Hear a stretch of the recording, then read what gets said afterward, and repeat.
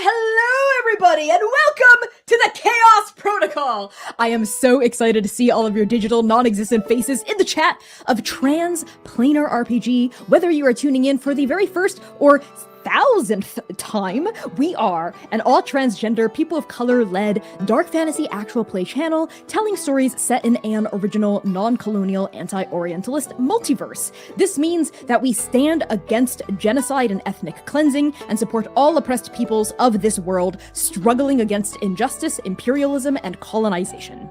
We must use our voices to build solidarity and fight for the worlds we wish to see. So to that end, free Sudan, free DRC, free Palestine, free Venezuela, free Iran, and fuck US imperialism.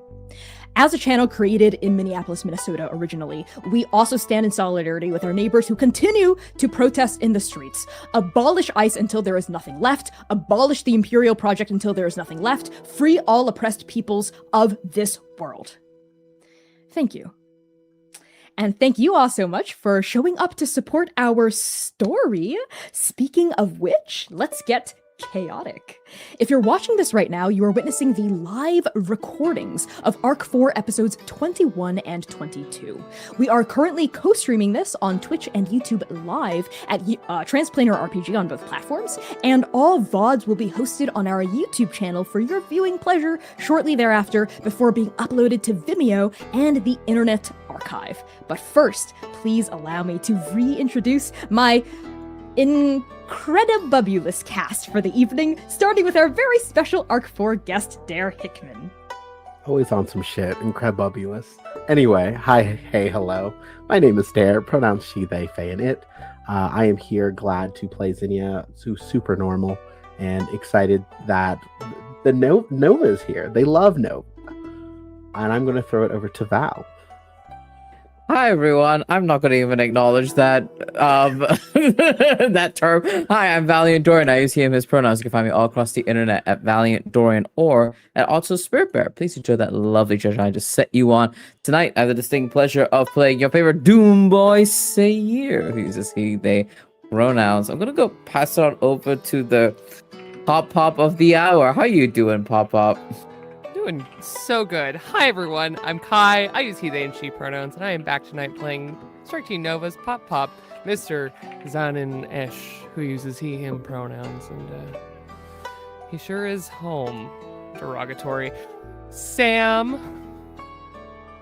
Hi, hello everyone. Sam Star using she, they, and the occasional they pronouns. I'm also not going to dignify Connie's whatever that was with the response. I'm just going to continue on being lovely and fabulous. I play Lumira, who uses she, her pronouns. What's going on, boss? I am the boss, lest you all forget the powers that I wield tonight and always. So to start off our announcements, a massive thank you to our two major sponsors for Arc 4, Hero Forge and the Working Families Party. Hero Forge is a website where you can design and print your very own custom miniatures. They also now offer 3D printed custom dice. You can put anything from Hero Forge into the clear material of the die. Tell us what's actually on your mind. I was like, tell us what's actually on your mind, Connie. Hero frog. I was literally thinking like you could put a frog in it. Like, anyway, and still get a perfectly weighted chunk of math rock. Visit Hero Forge today at bit.ly/transforge. Click on that link, it helps us. As for the Working Families Party, they are a progressive third party in the US building a multiracial coalition of working class people to make our communities a better place to live for everyone. You can take an action to effect change right now by signing their petition to break up big media companies and join their mailing list at bit.ly/WFP-trans. Go check it out, it's a great action to take.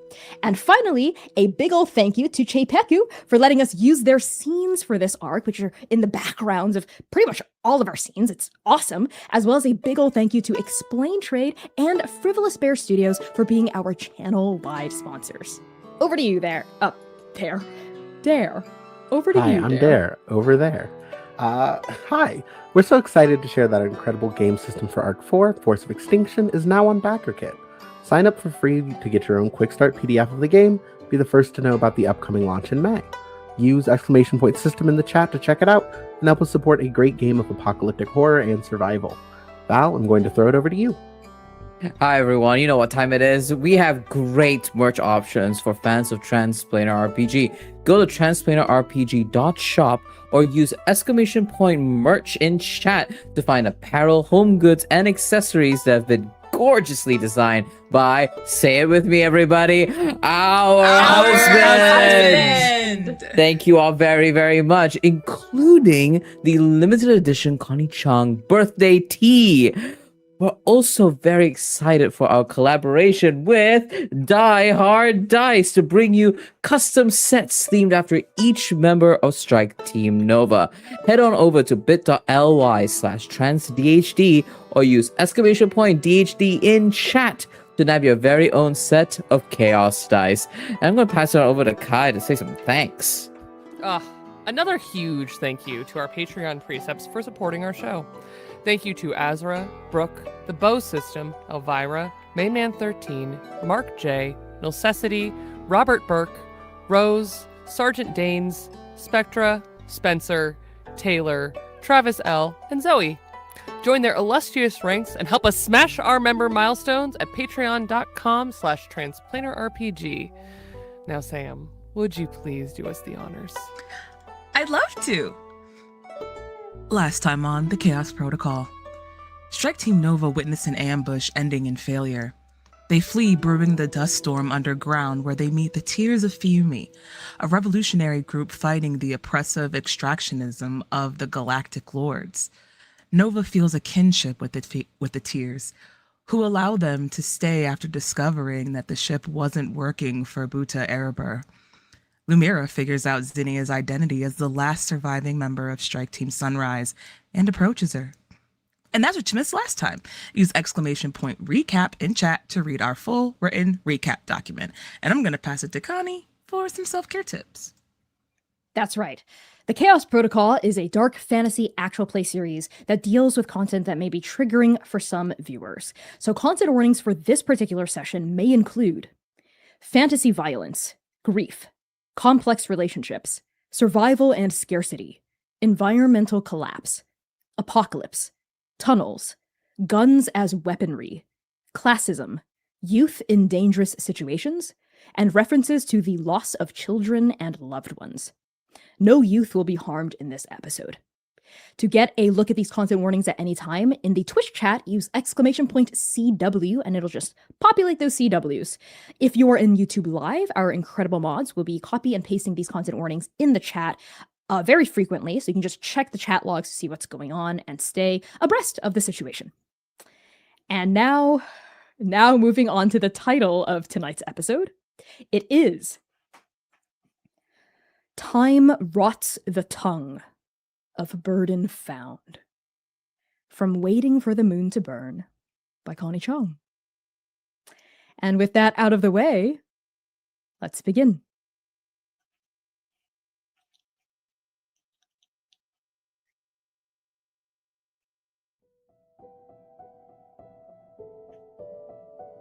There are 3 graves. The first grave is tall and broad, driven deep into the earth like a steady bulwark. The second grave is measured and calm, a healing hand gone still forevermore.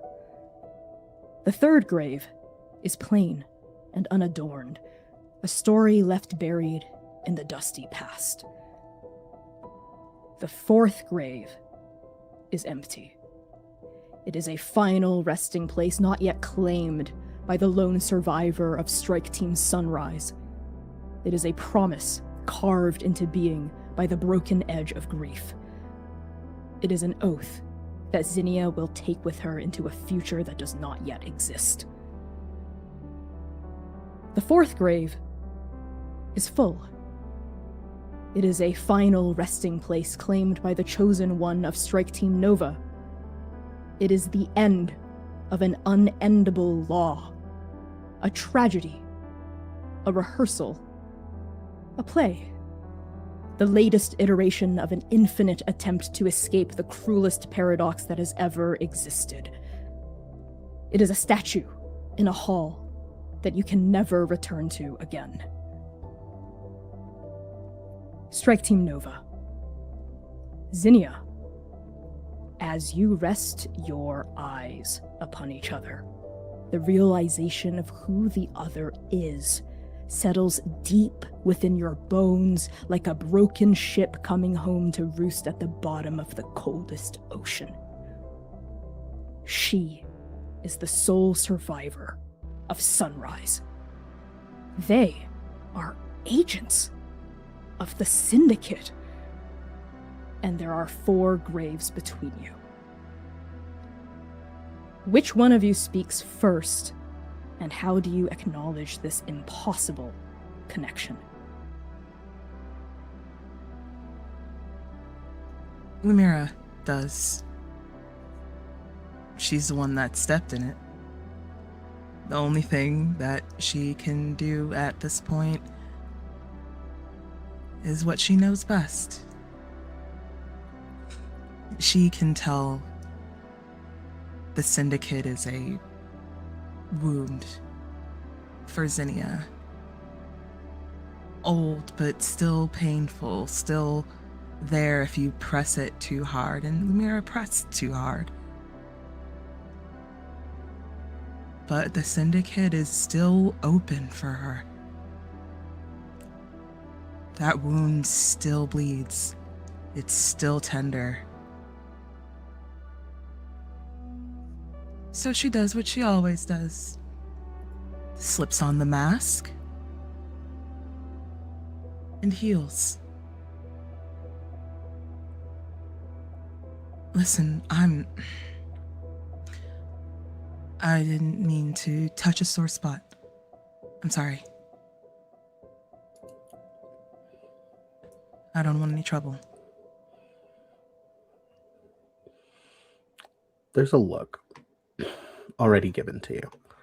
One that sort of screams, you don't want trouble yet. You are here in front of me, bringing this to my door with my team. And I think it takes her a second to finally speak. It was always going to be trouble with you. All of y'all. She looks genuinely confused. Why is there a syndicate here? Why is the syndicate here? Lumira looks back both to Zynon and Sayir. Wordless conversation amongst her eyes. They tell you everything. She thinks Sayir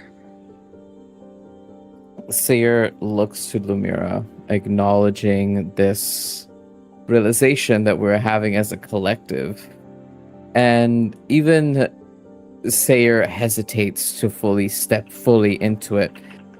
Before, just like everything else, Sayir leans down and just says, I think we've gone off on the wrong foot here. We are not quite in the way that you think, I think. We're here, but not for syndicate business. And he looks towards the oldest member of our group, the one who had chastised him not a few moments before. Is this good enough, Zai?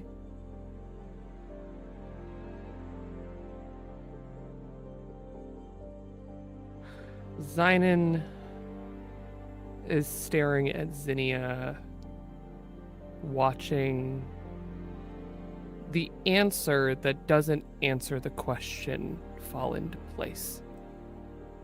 His eyes look them over, looking over the shape of them, seeing 3 graves. But also seeing this ambiguous shape that has lived in his mind, in the back of his mind, haunting a ghost. Cosmic balance before his very eyes. And he forgets for a moment that Ozel's raid is within eyeshot. Because for the first time, maybe since the first time he died, he feels kinship with someone. Zinnia is the only person in the entire journey to live both on Keseki and a trans that he is aware of, and the fondness cannot stay off of his face as he steps forward, taking the blow a little bit from Sayir, feeling those teeth again from Sayir. But he sees the invitation from Lumira. We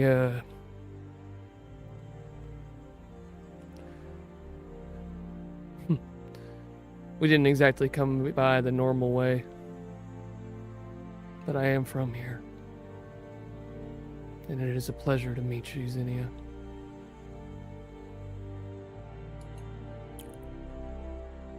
It's been over a decade. You realize it's been over a decade, right? Yeah. Nobody? Not one person sent to help? You chose to come here. But Artemis didn't never know. asked. I didn't know. Artemis? Yeah. What My boss, too. what about Artemis? Artemis was my boss too.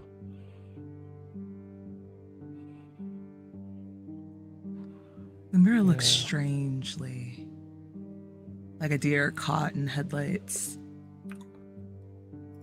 Her eyes wide as saucers, her body posture stiff, rigid at the mentioning of Artemis's name.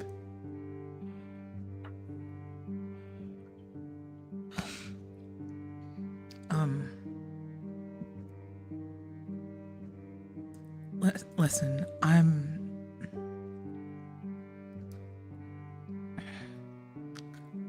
so sorry.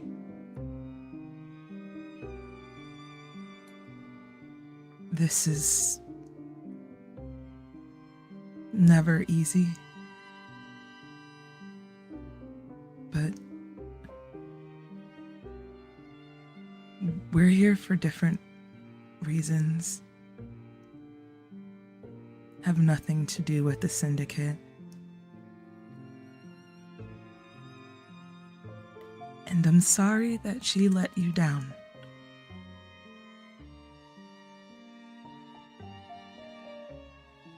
The weight Sayer's of eyes she- are old.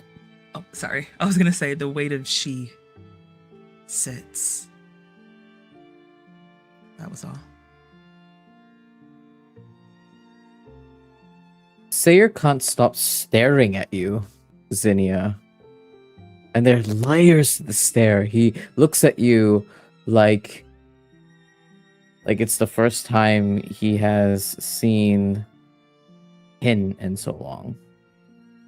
He looks at you and he remembers these moments where he only thought about the possibility of being you, and he shattered completely.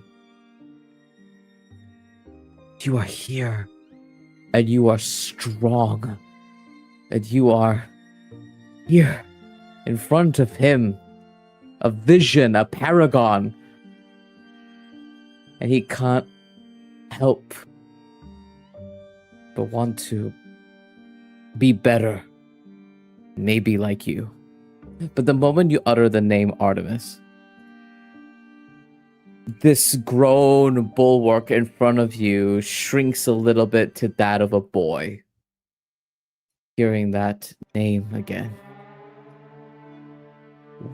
Why is Artemis tied here too? And there are mountains of questions far more than the trees and the training grounds of the Wild Hunt. The rhyme, the presence, the all-encompassing weight of Artemis on everything Nova touches.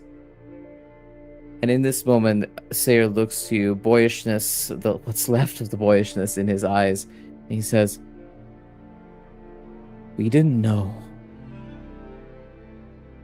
We didn't know about Artemis and this place. We found the radio tower, and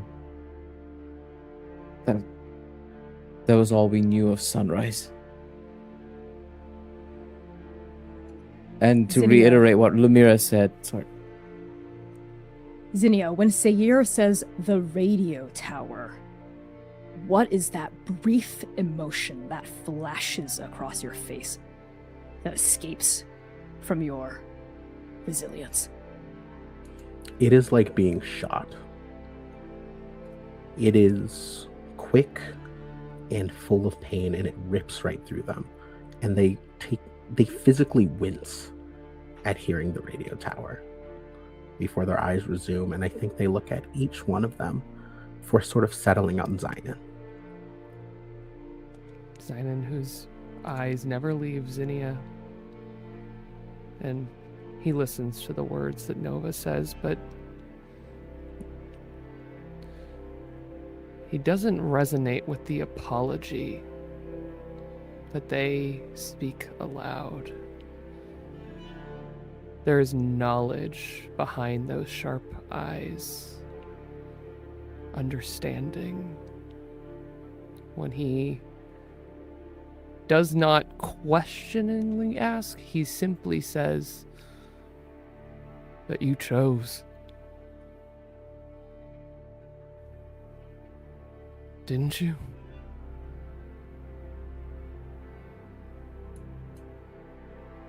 Yes. How did you join?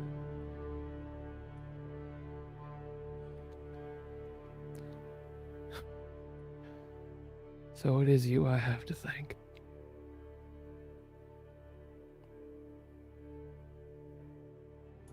I don't think Zinnia says anything in that moment. Just takes a heavy swallow, almost as if sort of realizing that you are, in fact, Zinnia's replacement. And I think after accepting that little fact, looks at each member of Nova and realizes that you are maybe the greatest what if in the world, in the multiverse, to her. And I don't think she softens. I think, in fact, her face hardens a little bit at that realization. But those eyes don't leave you, Zynon.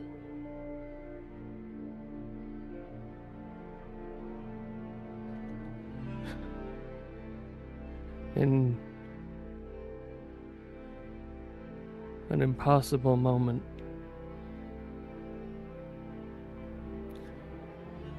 Artemis took me with them.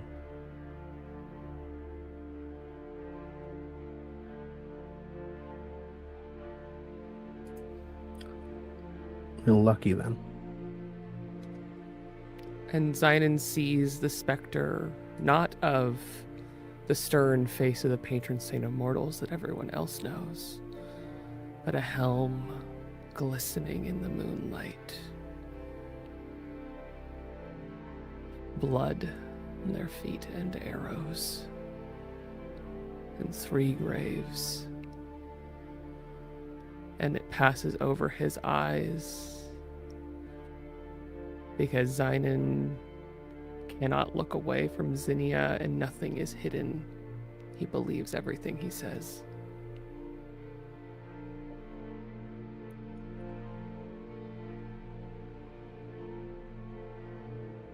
Lumira and Sayir, how do the two of you reel from this revelation, this information, this profane confession of a connection between the patron saint Zynon Esh and the sole survivor of Strike Team Sunrise?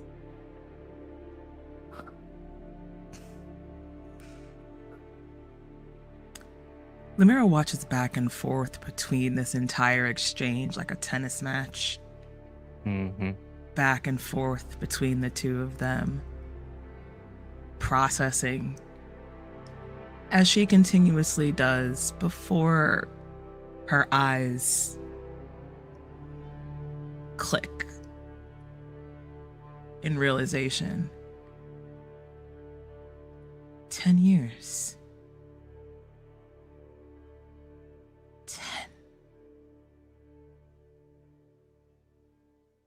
And then against everything in her body, she scoffs a bit under her breath. Why? Because every day is something new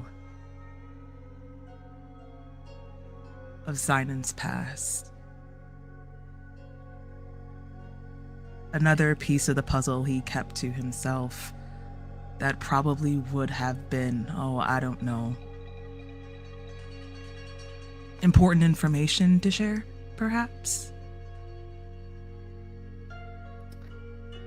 But she swallows that. That's not that's not a topic for company. So she swallows and said,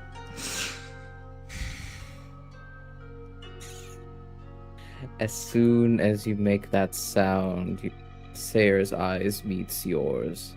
Another day, another aspect of Zion's past. All of us, have to hear from someone else's mouth. somebody fucking else. Okay. Someone else. And Sayer does not kid himself. They know that Zion is folds and folds of secrecy stacked upon each other. Upon a dead man's walking corpse. He understands that, right? But it's this growing, gnawing feeling, like an ache deep in your stomach, when you are presented with one version or one set of willingness, and you are constantly presented with another. And Sayer meets your eyes, Lumira, with that same feeling, but he bites back on the scoff only so that he could listen, hoping that maybe at the end of those sentences shared between Zion and Zinnia, there would be an explanation. But there never is not. There never is. Zinnia, there are 4 members of Strike Team Nova standing in front of you. This is not the surprising thing. There have always been 4 members of each strike team. It appears things have not changed since you have left the Syndicate. And now, with each passing moment, it becomes more and more evident that these members of the Syndicate are not here for you, strictly speaking. And as these 3 agents, this Zan and Esh, this Lumira, this Sayer, exchange meaningful and familiar looks with each other of pain, of understanding, of frustration, of upsetness, you notice the 4th member looking, well, as though she's outside of it all. Yinghe stands a half a foot away from everyone else, their fingers interwoven with each other, moonlit eyes darting from each speaker as words are exchanged and bristled feelings pass through this stolid air. And you see confusion warp clean and clear across his face as references to the Syndicate are made, as Artemis's name is revealed. She doesn't look like she doesn't recognize Artemis's name, but whatever deeper relation Lumira, Zion, and Sayer all have, like old wounds being triggered when the patron saint's title, epithet is dropped here, does not come from Yinghe. They just look, well, like an outsider. And this entire time, they have not spoken.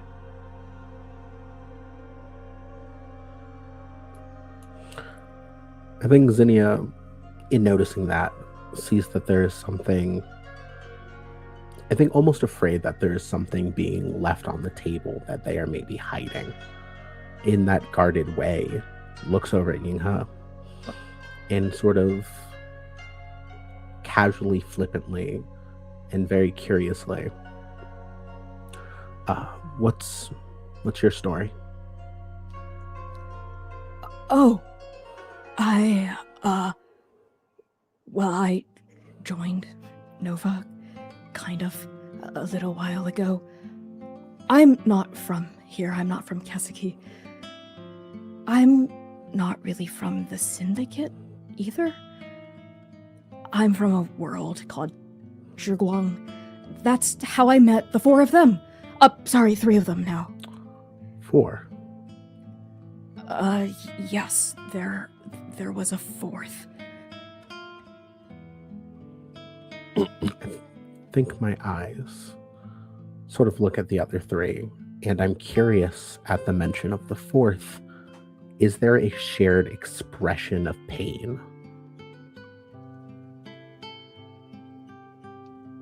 Lumira looks like someone's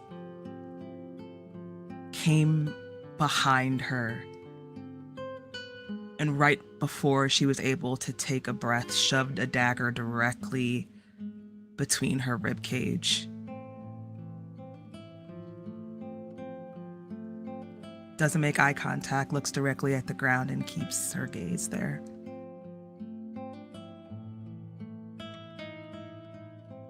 Sinan did clear his throat, and for the first time looks down away from Zinnia for a moment, in that way that you kind of hide being winded from getting punched in the chest.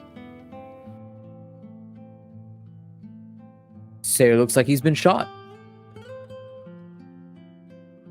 His eyes cloud over as if he had died a second time. As for Yinghe, they look regretful instantly to have mentioned this slip of the tongue. And they also look... there is almost a look of yearning on their face, a desire to share in this pain that they simply cannot.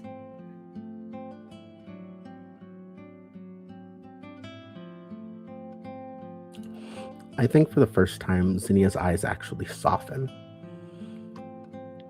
There is something humanizing in grief that all of this, I think, buried feelings, like long dormant feelings, being forced to sort of burst forth. Grief is familiar, and grief is something they can understand and resonate with. And I think they look at the 4 of Nova. Sorry for your losses. Sorry for yours.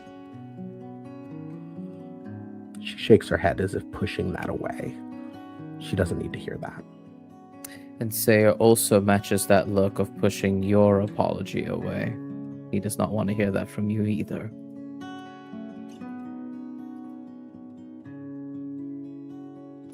So Sinan. So, what now?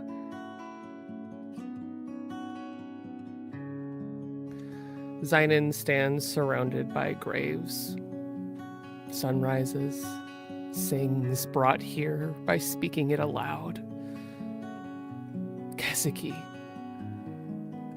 His family's graves not far from here in Haruna Valley. And it brings him back. Because ghosts and graves go hand in hand. And here, he stands among people who have actually come to pay respect to the graves on Keseki. And he looks back to Zinnia.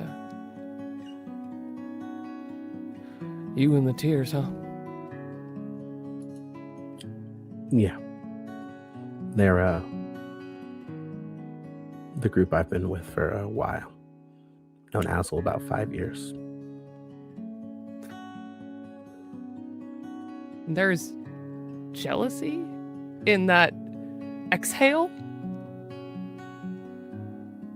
He tries to hide it, but ooh, he is like a raw nerve looking at you, Zinnia. Well, where are you all headed?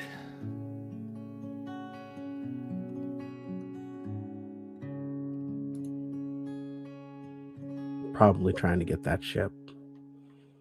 You mentioned a garden, right? Yes, Stovall talked briefly but passionately about the commune, the community that Samishi had put together.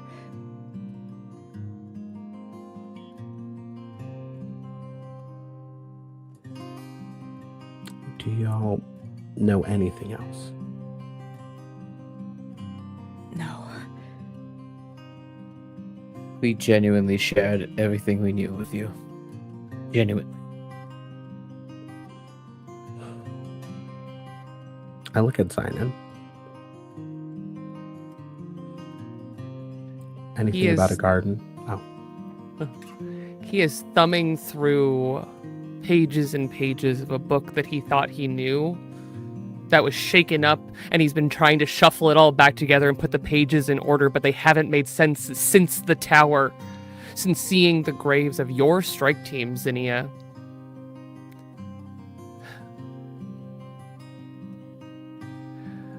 Yeah, I've been gone for 10 years. You know what I know.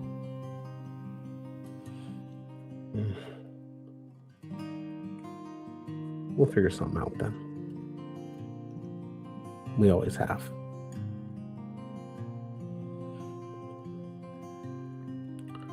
So, did y'all just come here for Ozel?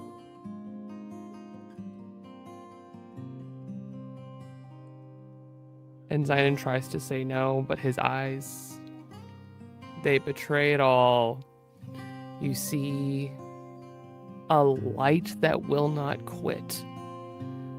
A glistening, galvanized star of hope in a man that seems entirely subsumed by grief.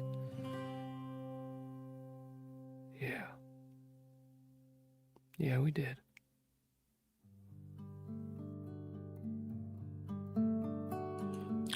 I don't think Zinnia says anything at that, but I think that anger returns in that acknowledgement of what this has all been for. Coming back to your home, not for the planet, not for anyone more than one person, while understandable, is, I would call it childish. And I think their eyes convey a level of fury and disdain at how childish returning to Kaseki is for you. I think annoyingly, even though you strike true, not everything hits a ghost. Not one that is actively haunting their own life, their own story. And he has the eyes of a true believer. Like he may as well be saying, trust in her will. Unthinking. Barely hearing what the words actually mean.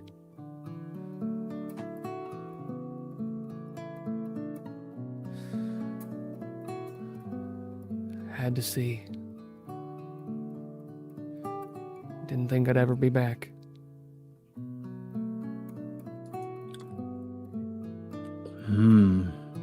Didn't think I'd ever be back.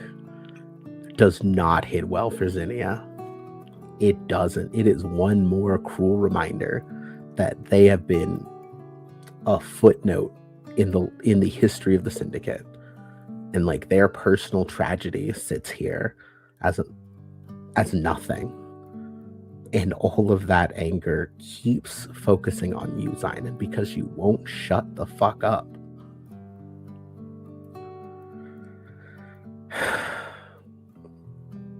And I think they almost consider walking away at this point.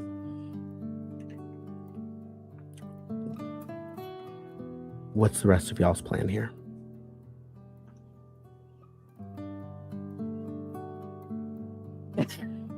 Stay here. We'll look at Lumira this entire sequence with a great level of discomfort over why they are here.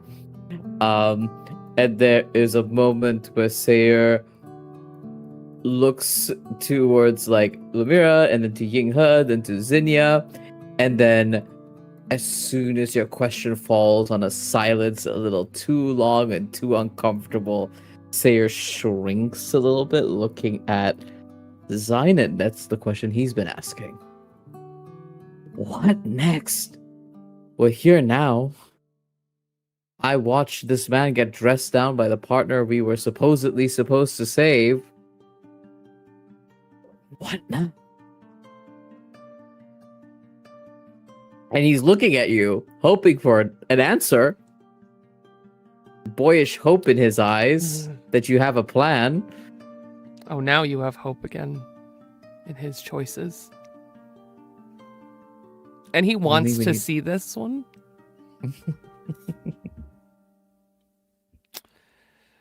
But he looks away from you, Seer. Not the first He looks time. to Lumira.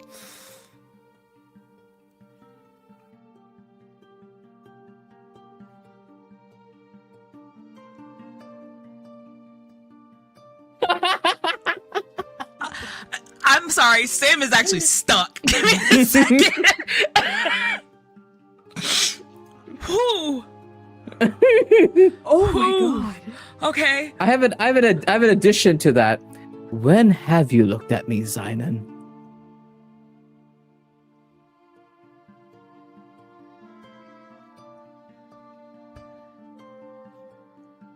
I want to go home.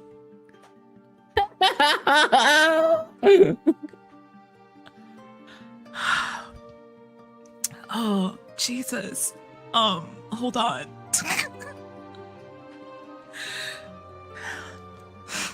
Lumira is uncharacteristically quiet.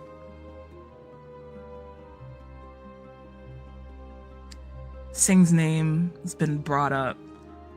Now her grave is overlaid with the 3 that she saw at the tower. She is silent. She is small. She doesn't meet any of your gazes. And as usual, Yinka is an afterthought for Zynon. And he turns to face her, hoping maybe she has anything more to say. Yinghe looks at you as it becomes evident you're expecting some sort of, hoping for some kind of input, direction, structure. And Yinghe's mouth opens slightly, parts, and then closes. And the next time it opens, he says, I don't know. I don't know anything really. Zinnia I'm here. I think taking in this collective almost confusion and silence, Zinnia speaks. So, y'all don't really have much of a plan, huh? We had one. Zynon swallows that heavy poison that he just drank, searching for answers from people that he realizes again and again and again that he hasn't given them enough information to even make a choice. What are they supposed to do? Because he doesn't know what to do, and he gave them, he thought, everything that he could. And now he just needs to try again. I guess we're headed in the same direction. It's our fault that that ship got lost, right?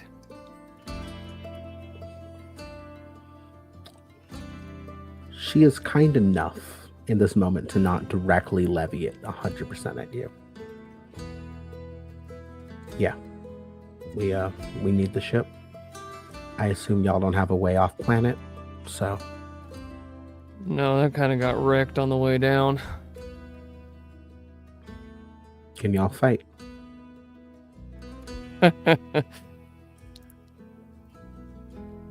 Yeah. Yeah, we can. Y'all know how to survive. We come this far, haven't we?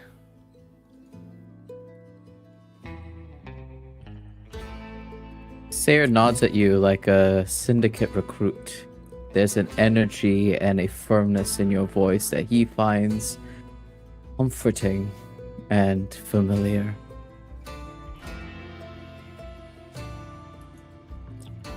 Okay. If y'all don't slow us down, I can probably vouch for y'all enough to help us get the ship back and get off planet. And then I guess you're off to do whatever mission y'all have next.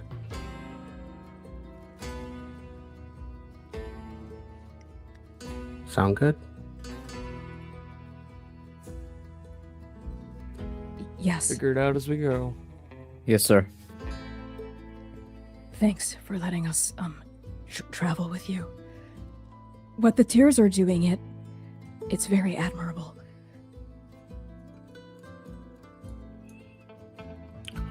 Zinnia nods, not fully accepting the honor that comes with being a member of the Tears of Fuyumi. They are ostensibly a member, but they don't necessarily feel like it if you were to ask them directly. They are someone on retainer, almost. It's the best way to describe their feelings half the time. Or at least where they think they feel. But Yinghe looks at you with genuine admiration, as though you're not just a retainer of the Tears, but a key enmeshed part of them. The respect is not just for the larger group you're traveling with, it is directed specifically at you, Zinnia. The respect of this other outsider, this fellow outsider.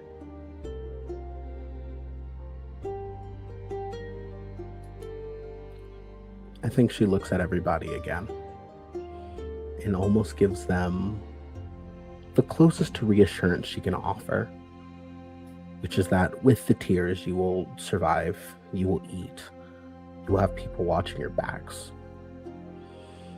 So, I just need to talk to everyone and then talk to Ozel, and I think it'll be okay.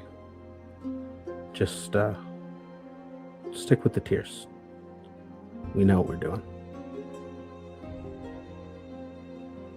Great. That sounds like a plan. Yes, ma'am, and thank you. She nods at that, almost uncomfortable in the deference given to her. But it feels like you need that more than she does in this moment.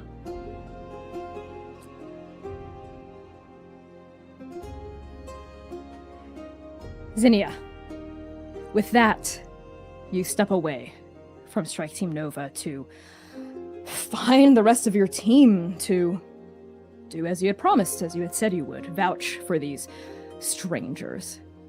As you part ways with this echo of the Syndicate, with this cruel reminder of the life you had left behind, who do you search for first and foremost?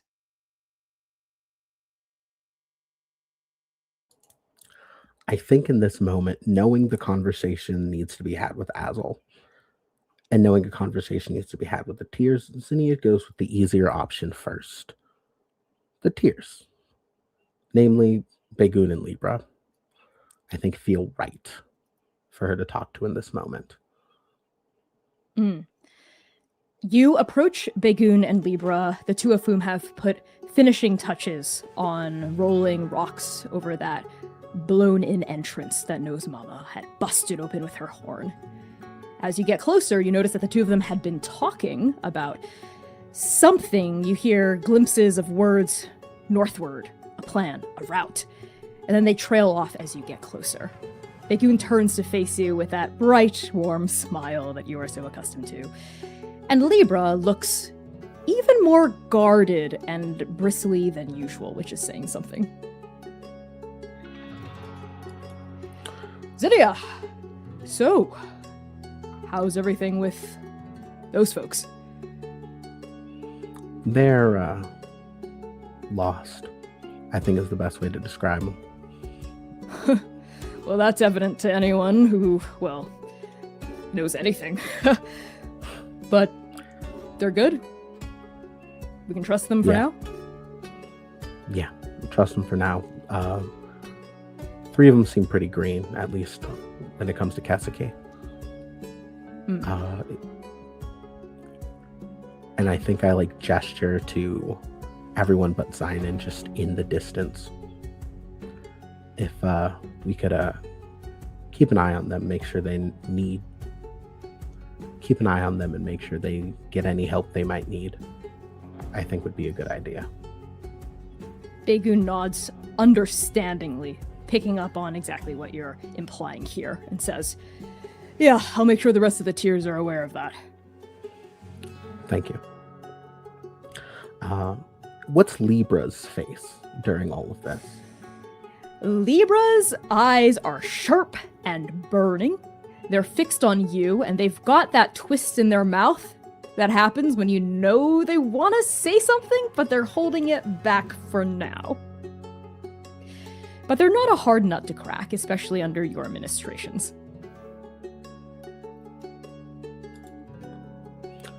Libra, you got something to say? No, just, I mean, the 5 of you look, awfully familiar with each other. This is all I noticed. You know, kind of hard to miss, actually. You know, if I didn't know any better, it's almost like you knew each other. They shake their head. Similar stories. Right. Came here for the wrong reasons. Ended up a little stuck. Right. Just, that's all, I'm sure. Nothing else that you are maybe not sharing with Baegoon, you know, because I know it's important for Baegoon to know everything that's going on with everyone, you know, as our cook and whatnot. There's a look. In the look in the eye that says, do you really want to do this? Because I can tell you want to say something. Baegoon rests a hand on Libra's shoulder. The smile is still there, is still warm, and is still real. But there's also a carefulness in his eyes as he addresses Libra. Libra, why don't you help me finish up here? Zinnia will make sure the rest of the Tears know that these strangers, these folk, will be traveling with us, and to keep an eye out for them. Yeah. I know one of them can heal people up pretty well, especially after Jack. Maybe talk to her. She might be able to help anyone who might be hurt. Right. The little lady with the wicked hand over my nose. Yeah, she definitely knows what she's doing. Just, y'all know what to do. I gotta go talk to Ozel. Right. Good luck with that. That simple head nod. Libra opens their mouth briefly and then shuts it as you turn toward Ozel, and you know that whatever's happening with Libra is not resolved. But Baegoon diffuses it for now. You are able to find Ozel on the edge of camp, as usual. They are sitting on what used to be a crate, now turned over. They're kind of hunched over their shotgun and are oiling it. I think Zinnia stands for now. I think finding a spot directly in Ozel's eye line, knowing that this conversation can't be avoided this way. I don't think this is the first time they've had a conversation like this, but it's never fun for anyone involved. Ozel.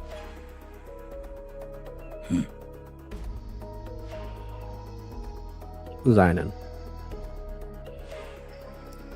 The hand with the gun polish and the rag does not still, but you see the knuckles whiten briefly as they continue to clean their weapon. Shot him, right? Obviously. Can I ask why? He was in my way. I warned him. Twice. Okay, let me ask a bit more then. What is Zynon? What are you to Zynon?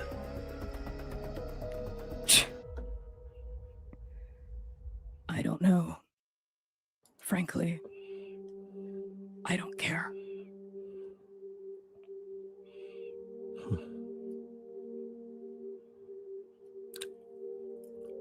I think in this moment, Zinnia sort of, I think, doesn't soften. I think actually gets more tense in this conversation in a way that Ozelis won't budge, despite knowing that, at least from her perspective, Zynon clearly seems infatuated with Ozel. So, just one move, and despite whatever you may have with Zynon, shot him like nothing.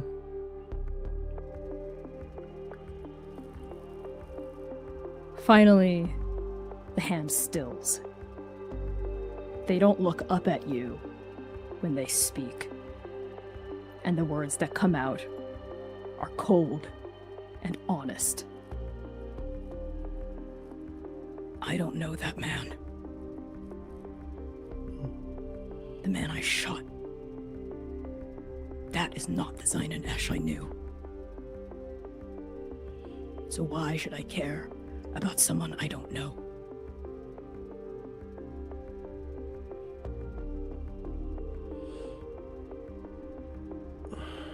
I think there is that exact phrase, why should I care about someone I don't know, stings in a way. Everybody here who is a tier was somebody Ozelis didn't know at some point, and I think it almost feels counterintuitive to everything that they try to do here. So,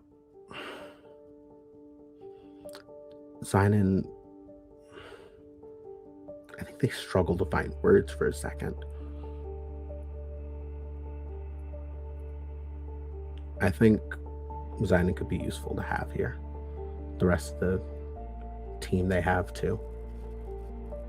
I'm gonna keep them along. They won't slow us down. They know how to fight. They know how to survive. They go back to cleaning their gun. Fine. As long as they don't get in our way. Can you avoid killing them a second time? As long as they don't get in our way.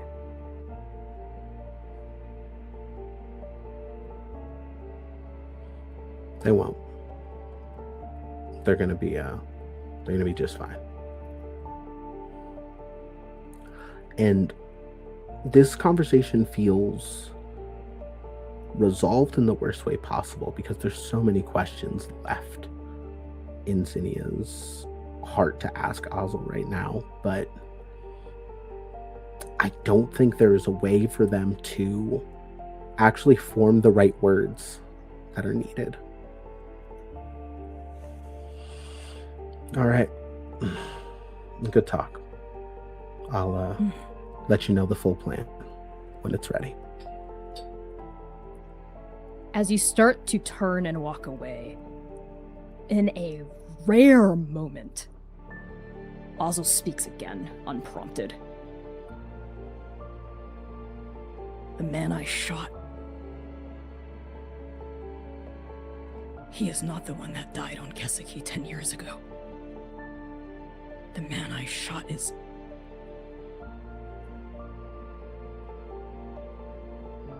He's different. He's changed. He's curious and active and driven in a way that Zan and Esh is not. In a way that Zan and Esh was not. And the Zan and Esh I knew would not be alive without her. Her stops Zinnia dead in her tracks. Her? Ozel's silence tells you everything you need to know. There is only one her that it could be. You've heard the name once from Ozel's lips. Doxa Esh. Their daughter.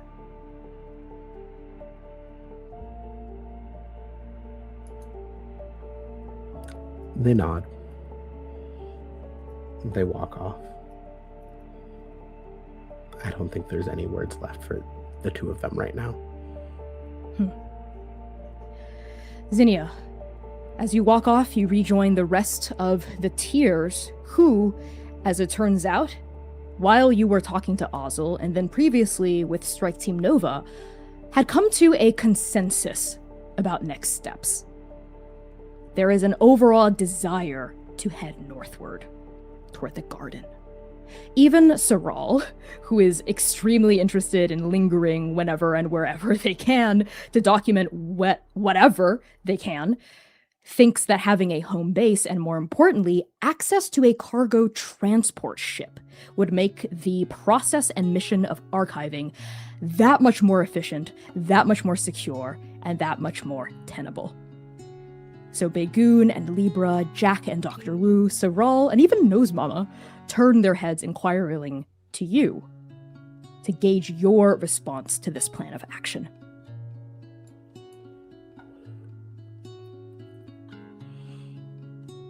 Sounds good. We'll have a little bit of help too. And with that, the course is set. Libra pulls out their map, rolls it across the ground of the service tunnel, and begins drawing a path north. Strike Team Nova! You and the Tears of Fuyumi travel beneath the Isthmus of Cesare for another day or two, walking northward along this service tunnel until eventually it ends. You surface a rusty ladder to find yourselves in a familiar place, the beginning of the sky bridge to the north, surrounded on all sides by broken rocks and fallen pillars. Libra Dunnan, the wayfinder of the Tears, leads your group onto a craggy cliff that forms the continental shelf of the Okanagay prefecture. Over the course of the next week, you follow the curve of this shoreline northward, keeping the empty ocean to your left, and what used to be a coastal forest to your right. According to a very enthusiastic Saral, the jungled beaches of Okanagay once sported towering brackish oaks and gnarled mangrove shrubs that drained directly into the Kagayaku Ocean, despite the bitter temperature of the northern surf. The soil here was rich and dark and braced against the waters like a mighty natural shield. Countless different species of fish and birds laid eggs and dodged predators within these intertwined root networks. An early sign of the drought was the erosion of these mangroves. At first, inches of dirt went missing, vanishing into the water like cotton candy. And then feet of earth, then yards, then miles and miles of landslides and erosion and storms until the coastline was battered and gone and barely recognizable. Canopies wilted, roots shriveled. The emerald wall that protected the prefecture became a withered gray tapestry with many missing holes and patches. and it is Libra Dunnan, the Wayfinder of the Tears, who leads your group through it. After all, they are from Okanagay, the very prefecture that you are currently traveling through. And now, your group walks along the cracked lip of the eroded shoreline, a precipitous cliff that tumbles into the cracked basin of the Kagayaku Ocean. What used to be a lush and green canopy is little more than broken tracks of desiccated roots. As you sojourn northward, the days turn into a week. And I would like to know, how do each of you conduct yourselves during this travel? And who do you find yourselves spending the most time with over the course of this week? Let's start with Zinnia.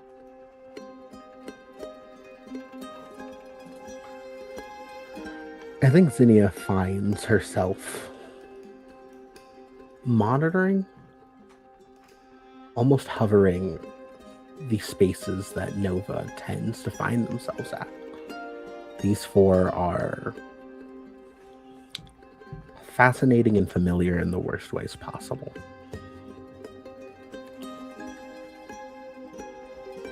And I think that's it for now. What about you, Zynon? He can't help it. Oh, he tries to stay away from them. But he could point to Ozeli's raid any time, day or night, from the dead of sleep to the middle of the day when they are slogging through dirt or darkness. He can't help it. And he stares when he doesn't mean to. Even in the middle of whole other conversations. Okay, what about you, Sayer?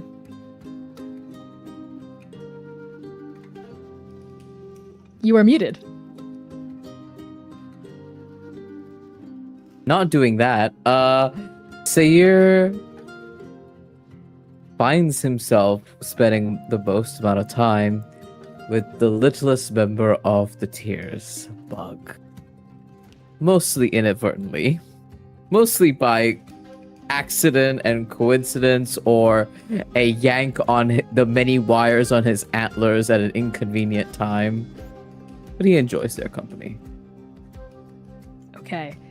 And of course, what about you, Lumira?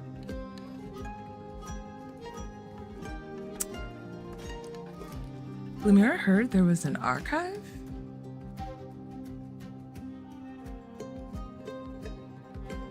And I think that immediately piques her interest. She started out the week doing her typical thing, making medical rounds, checking in on people, double checking Jack to make sure that their wound hasn't been infected and is healing nicely. But they made reference to an archive, and she can't help but be piqued, her interest piqued by this. Yeah, so that's where she spends most of, if not all of her free time.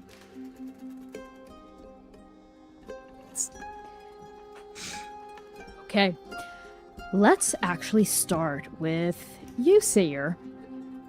So, over the course of this week, you end up spending a good amount of time with Bug, because Bug simply will not leave you alone.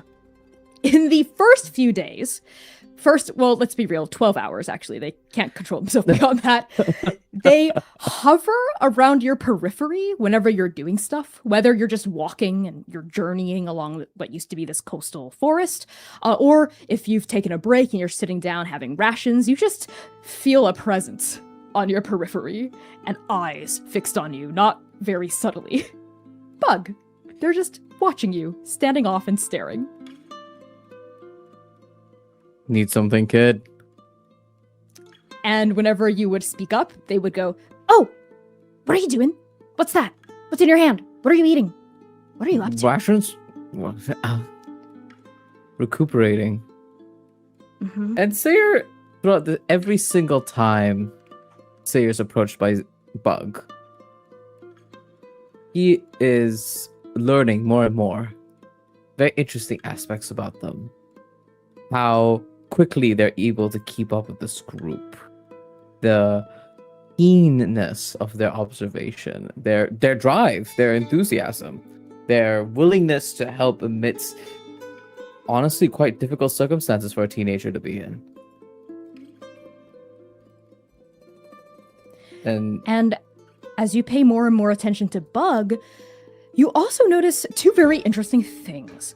First of all, that Bug and Nose Mama, they are part of the Tears, but Bug is a teenager and Nose Mama is a huge lizard. And based on peripheral chatter you pick up from the group at large, you gather that they didn't come down to Kesaki with a huge lizard and a child on board. Bug is a tag-along. They found each other during their archival mission. The Tears had not been prepared to take care of an adolescent, but there's a general attempt from everyone to, of course, ensure Bug's survival and well-being, but no one has the dedicated time to just sit down with Bug and show them things and be with them.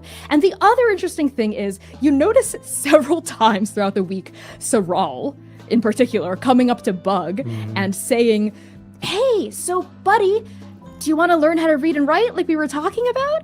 And Bug will just go and run away. And specifically run to you, Sayer.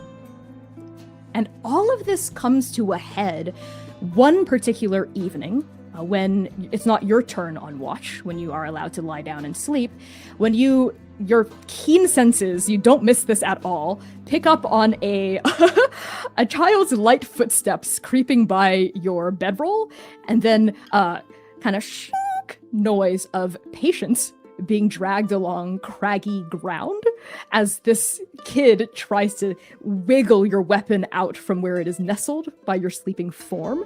Do you let them? Yes. And very surreptitiously, Sayer will. He has his back. Sayer's a side sleeper, and the second hearing that weapon being drawn, out of curiosity, Sayer flips to the other side, rests his head against his arm, and watches. I want to see what this child does with my weapon. And you see Bug very enthusiastically and very seriously practicing what can only be described as an earnest but terrible attempt at sword forms.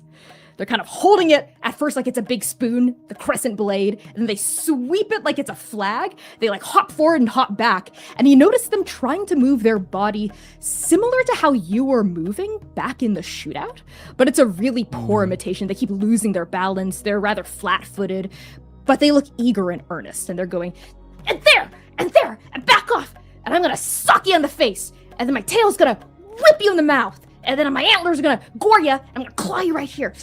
Ugh, take that. And I think Sayer watches for a few moments. And watching them do this for a while, Sayer notices how light they are on their feet, how they hold the weapon, this genuine attempt, and also realizes just how unsuited the crescent blade is to their form. But honestly, any weapon will be unsuited to their form when your feet are like that. What? Huh? And Sarah gets up to sit in a cross-legged position. You're so flat-footed. Balls on your feet. You were watching? Okay. Mm-hmm. And they try balancing on the balls of their feet. Mm-hmm. Hey, that does All feel right. better. Wait, show me more, show me Yeah. more, show me more. All right, shh. People are sleeping. Oh, sorry. Show me more, show me more. I'll show you a few drills. and you will go and rest, okay? Okay, fine. Okay. Come. And Sayre will get up from his cross-legged position, walk over to Bug, and will train them the same way that he was trained. Talking about repetition, about forms and body, and ensuring that when you move a certain way, you have to think about how you're moving. It's not just, there's a point where Bug, as a quick study, picks up very quickly from Sayre. And there's a moment where Sayre almost pivots to a more advanced bit of teaching about not just thinking about how to do the move right, but how to think. Look, if you're going to... That weapon really isn't suited for you. If you are going to move closer with a weapon that is this short, right? And you are also, when you're looking at your arm, when you are this short, you have to think about how you're going to get out of there. Because the second you get in and swipe at something like patience, you're not going to get out in time. Where are you going to reposition? And then he's going to demonstrate. He's like, see, you're this close to me, and then say like grabs just above their arm onto their bicep, and now you're stuck here with me. Okay. Sayre, why do you keep asking me all these questions? Can't you just show me how to do cool stuff like you? And Sayre like furrows his brow in frustration. I'm telling you this because it is not enough to just do cool stuff like me. I think it's cool, and it's not enough for you to think that you're doing cool stuff like me. It is more important that you know why you're doing it and how to survive. Sayre pauses as he stops. And then he remembers every single time he is asked that question to Artemis. And there is a blooming realization at how difficult of a pupil he must have been. Because he did not ask this once. He asked this multiple times over multiple years in his 25-year-old existence. I want you to know how to use your instinct. So that one day when you have those questions, you can answer them for yourself instead of looking to me for the answer. That's why. Okay, That's fine. why. Can we do those drills again? It's getting late. Bug. Okay, fine. Tomorrow? First thing? Crack of dawn. You would have warmed up by then and we will start your drills. Okay? Yes! Okay, good night! And Bug hands you patience blade first, and then goes, Thank oh, right, you. whoops. And then, like, tries to turn it to the handle. Yep. Thank you. We'll work on that. Go on a little cricket. Okay, good night! And Bug springs away, like a cricket, to Nose Mama's side. That is how your mentorship of Bug begins. And over the course of this first week, you continue to drill both forms and warm-ups, but also those questions, those key fundamentals of awareness, of examination, perception, critical thinking, instinct that had been drilled into you by the patron saint of mortals. And as the days pass and you impart more of this knowledge to Bug, and you see Bug asking the exact same things you asked, but now you're able to finally see those questions in their entirety with the context behind them. The questions of the flashy moves, of the violence done thoughtlessly, of being able to just execute maneuvers without any real purpose behind them. It becomes so clear to you. Everything the patron saint had been trying to teach you this whole time. Meditations on the nature and the purpose of wielding violence. What are the lessons that you hope in this first week to impart onto Bug? The first lesson that he was taught, but only fully learned recently. Patience. Patience, patience, patience. And he knows how frustrating it is because he's been there. But if Bug is to learn, then Bug needs to learn the first lesson. Patience. The second lesson. The lesson of violence. To wield it, not for the sake of it, but as a tool like anything else. A tool of survival. And the third lesson. To find who they are. Now, while they're young. While they have this community around them. The space, maybe, with me in it. To find out what their role and part in all this needs to be. In a similar way to how Artemis taught Sayre. Artemis found Sayre's weapon. Artemis molded and helped Sayre see the outline of the statue he wanted to be. And that's what he hopes to impart to Bug, and maybe learn what they want to be, so he can set them down that path.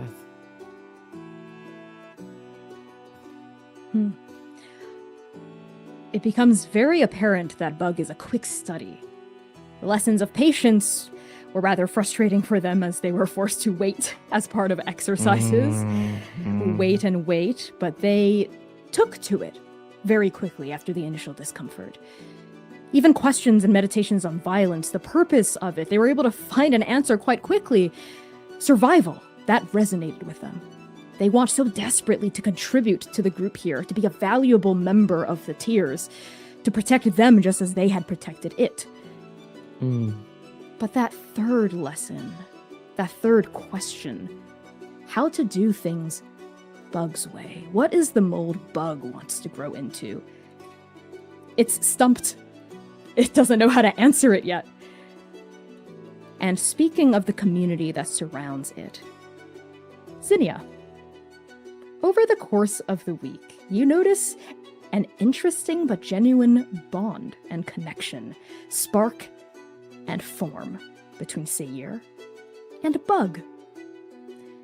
And there's a moment as Sayre is teaching Bug one of many lessons, a couple of feet away from the campfire, that Saral plops down next to you, both dejected and also impressed and admiring, looking off at Bug and Sayre, and Saral says, "Is it something about me that Bug just doesn't like? Or is it something about Sayre that Bug just really likes a lot?" There's something about Sayre. You and Bug are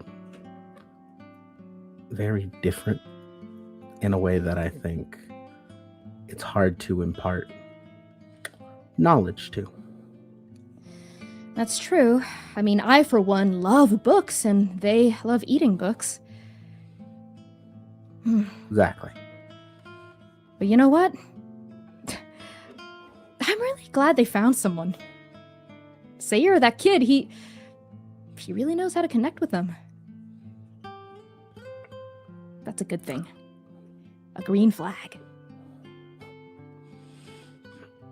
As long as they're both smart and careful. I haven't necessarily told Sayre this, but during that fight, Sayre would have been, you know. What do you mean? I gestured to Showstopper, still just on my other hip. Oh. Kid's Wow. good, but not careful. Right. Zinnia, can I ask why he's not? You know? Why didn't you? You're not usually the type to hesitate in the face of danger, especially when one of us is on the line. He had tried to disarm me right after disarming one of the other group, and that was enough for me to be more curious and confused than willing to shoot first. And it paid off so far. I would agree with you. Man, Sayer's lucky he ran into you and not Ozel, I guess. Yeah. But I don't think he needs to know that yet. Right. Hey, you don't feel bad about that or anything, do you? Because you shouldn't, because, I mean, everything ended up being okay. Oh, I feel fine. Do you, Zinnia? I think there is two versions of Zinnia who are saying very different things. Zinnia of the Syndicate feels painfully and deeply connected to Sayer. These lessons are not unfamiliar to Zinnia. Zinnia was not necessarily the physical fighter type, but Zinnia's best friend was. And heard all of the different stories of training and how much it sucked and how long it took and everything there. And I think it's painful to see. I think it brings up very uncomfortable memories. And I think part of them knows the version of them that is on Keseki now. It's beneficial that Sayer's not dead, at least for Bug's growth. But it wouldn't have changed that much for Zinnia in this moment. And those are two hard things to make stick together. Does it bother you, Zinnia? How much it didn't bother you? How close you were to taking his life?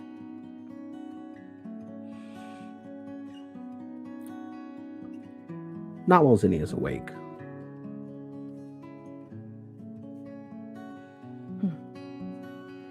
But there is that nightmare you cannot escape from.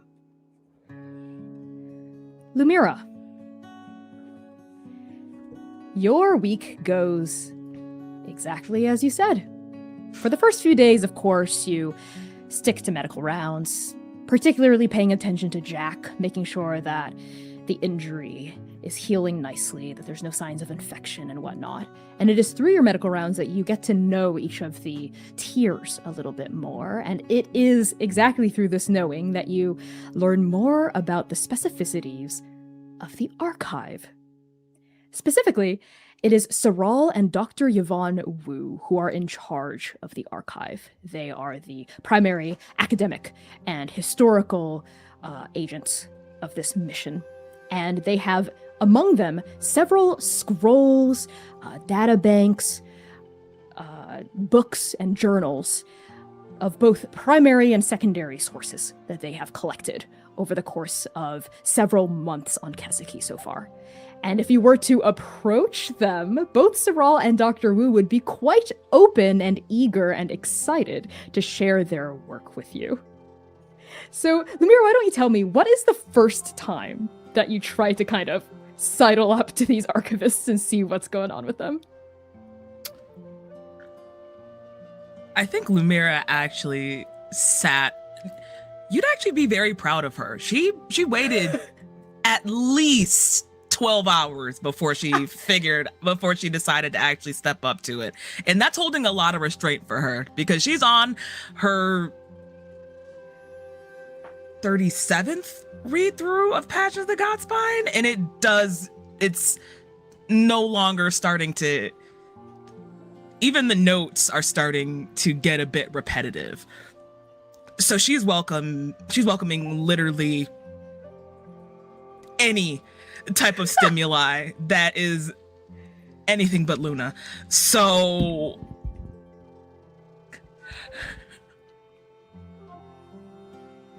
I'm sorry, that broke me. It was when Connie gasped and fell forward. I'm sorry, anything but Luna. Yeah, so I think it's Dr. Wu that she kind of saddles up to. And is like, do you need any help reorganizing the tombs, coding, archiving? Oh, that's very kind of you, dear. And this is happening around the campfire one night before everyone starts going to bed.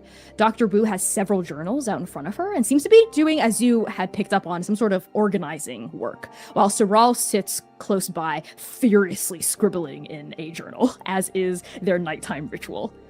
That would actually be extremely helpful. Saral is typically busy at night, making a record of the day's events, so an extra hand would be extremely appreciated. Point me where? Right over here. Okay, so I'm torn between organizing by type versus by name. And she starts walking you through the logistics of whatever it is that she's doing. And several minutes into this work, Yvonne Wu looks up at you, and you see a glimmer in those eyes, now lined and wrinkled by age. And she says, "You're quite a natural at this. I wouldn't have thought that a medical doctor, a healer, would also be so interested in questions of history." Lumira smiles tightly at that. It doesn't completely reach her eyes as her organizing kind of slows, not to a stop, but it's nowhere near as fast as she was before.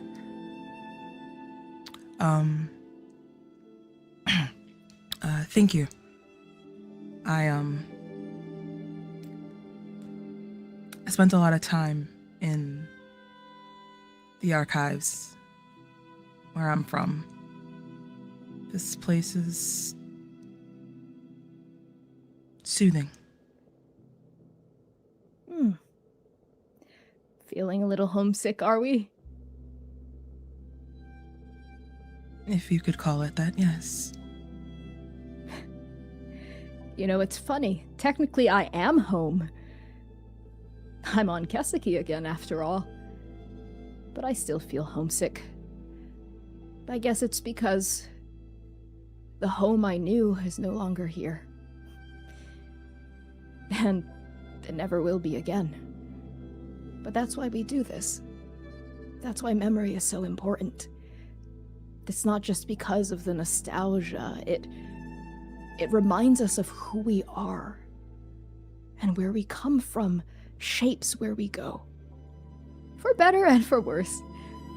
But it's always good to be informed, don't you think? Knowledge is a boon. Yeah. Knowledge is safety. Preparedness. Understanding. That's right. I think, to answer your question, you should separate it by type and then by name. Oh! The best of both worlds. Genius!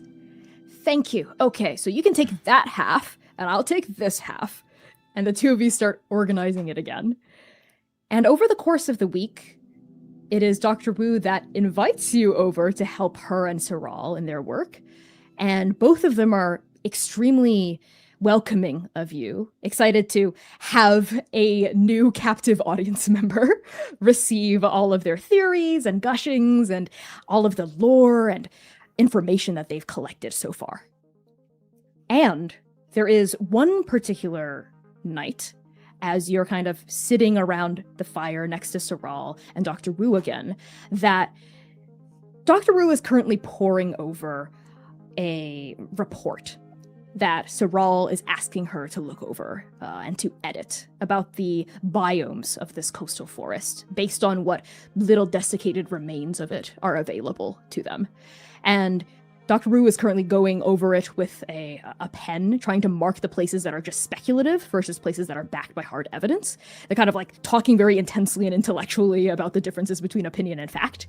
And it is around this time that Libra is just kind of walking by, but slows down briefly and says, pointing at the paper, actually, that's not correct.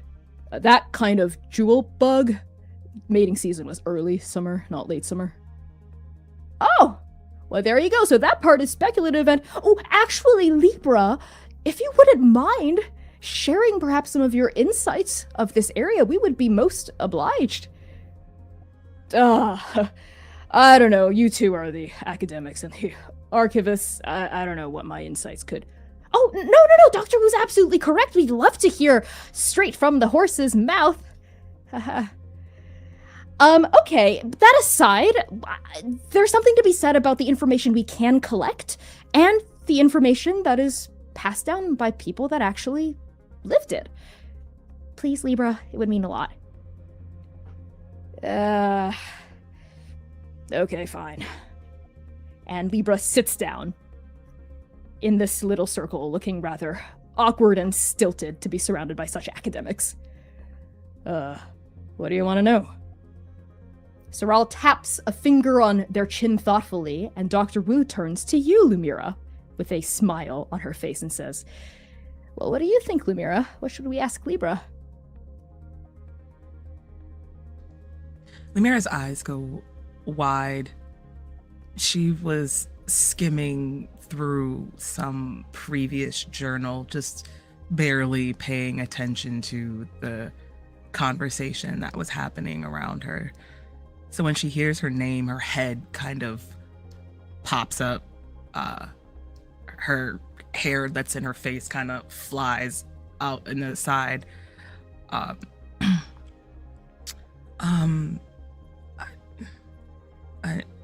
don't. I mean, I guess whatever you think is important. Start with the feeling of this place. The feeling? Okay. Give it a shot, I guess. Honestly, my home village was several dozen miles further inland from here, but I had a cousin who lived out here in the roots, right by the coast. So actually, I spent a lot of summers right on this coast, fishing, crabbing, gambling. I remember, how cold the mud was. You wouldn't think that that would stick out to you, but, that was cold. Froze your feet even through your boots, and just made you cold from the inside out. But it was nice. And the sound of the surf coming in, especially during high tide. My cousin, she said it sounded like fairies laughing or whatever. But it was a nice sound, you know? I miss it. Shit, I even miss the tube wasps. They'd sting the shit out of you if you stepped on their nests. And trust me, you were stepping on a lot of nests while you were drunk off grot hooch. And the jewel bugs. Yeah. Mating season, early summer. They'd shimmer and they'd shimmer. And the dust from their wings hung like a wet cloud above the canopy. The whole forest turned bright red, crimson for 3 whole days. You know, if you weren't from here, you'd think that there was some sort of sacrificial ritual going on and it was blood mist. But the way that shimmer played over the waves, and the sound of the water and the bugs chittering and buzzing and humming. And Lumira, as Libra's describing the waves, you can almost hear it. Waves in the distance, pulling at the tides of your memory, something forgotten, entombed. but now slowly but surely being remembered again. And everything about this place, what it used to be, the mangroves, the roots, it resonates with you. It feels so familiar. There were roots, too, mangroves. The smell of it, not cold like it was here, but hot. And there were tides, too. And insects and animals and birds and the salt of it all. You smell it and you hear it. And as Libra speaks, what is the look playing over your face? What is the physical reaction you're having to this? Reverence. And she's a bit wistful too. She chews her bottom lip. A new habit, I think, is just started as of recent year.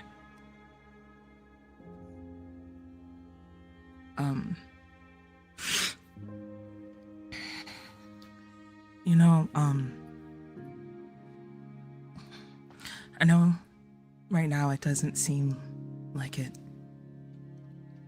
But you should consider yourself lucky. And I don't mean lucky for like surviving, because we're all lucky for that. I mean lucky because you can remember what it was like before and hold it. It's not lost to memory or time. She kind of wipes her face. It's there still for you to hold. So, yeah. Hold that. Sometimes memory is all that you have left. Libra looks struck by that. Not pulled out of their gentle and warm and very rare vulnerable moment of nostalgia, but you're saying something they'd never considered before. And you're saying something that even Saral and Dr. Wu look surprised by. And Libra says, "Yeah, thanks. Yeah. I'll make sure I hold on to that. You know, honestly, growing up, I took all this for granted. I never thought that I'd lose it. I don't know anyone I knew thought we would lose it. But now that it's gone, all we've got are these memories. I never thought that some people wouldn't even have that." She smiles tightly, looks back down at the journal she was reading, kind of curls in on herself a bit, doesn't say anything else. And hey, one last piece of insight from someone who grew up here. You should always borrow money from a southerner, because they're slow in the mud and you can lose them fast. Heard. Dr. Wu laughs. Saral writes it down very seriously in their report. And Libra gets up, nods at Saral and Dr. Wu, and their gaze lingers on you briefly, Lumira. There's intrigue and curiosity and something deeper there. But they nod at you too, and they turn and leave. And as they do, Zinnia, you noticed this moment from your side of the camp. And as Libra walks off, what are the feelings rising within you upon witnessing this exchange?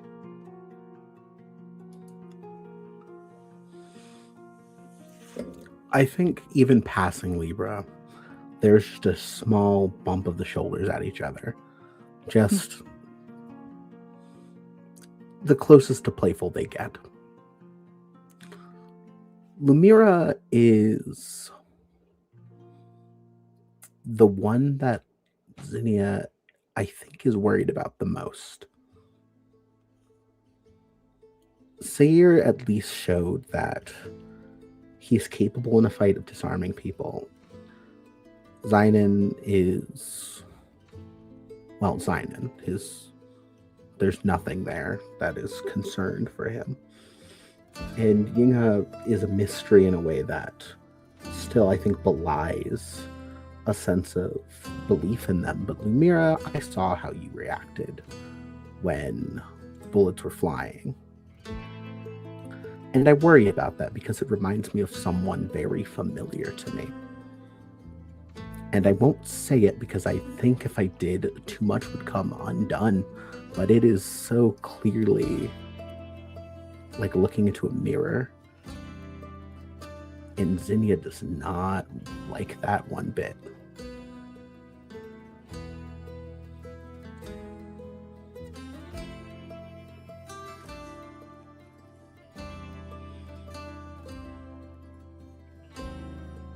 Zynon. We go to you now. As the days turn to your first week of travel with the Tears of Fuyumi. You are inexorably drawn to Ozel. That is where you find yourself. Do you even wait 12 hours like Bug had, like Lumira had? The thing is, Zan and Esh, the first time he fell in love with Ozeli's raid, they came to him. The second time, here and now, he doesn't know how to start.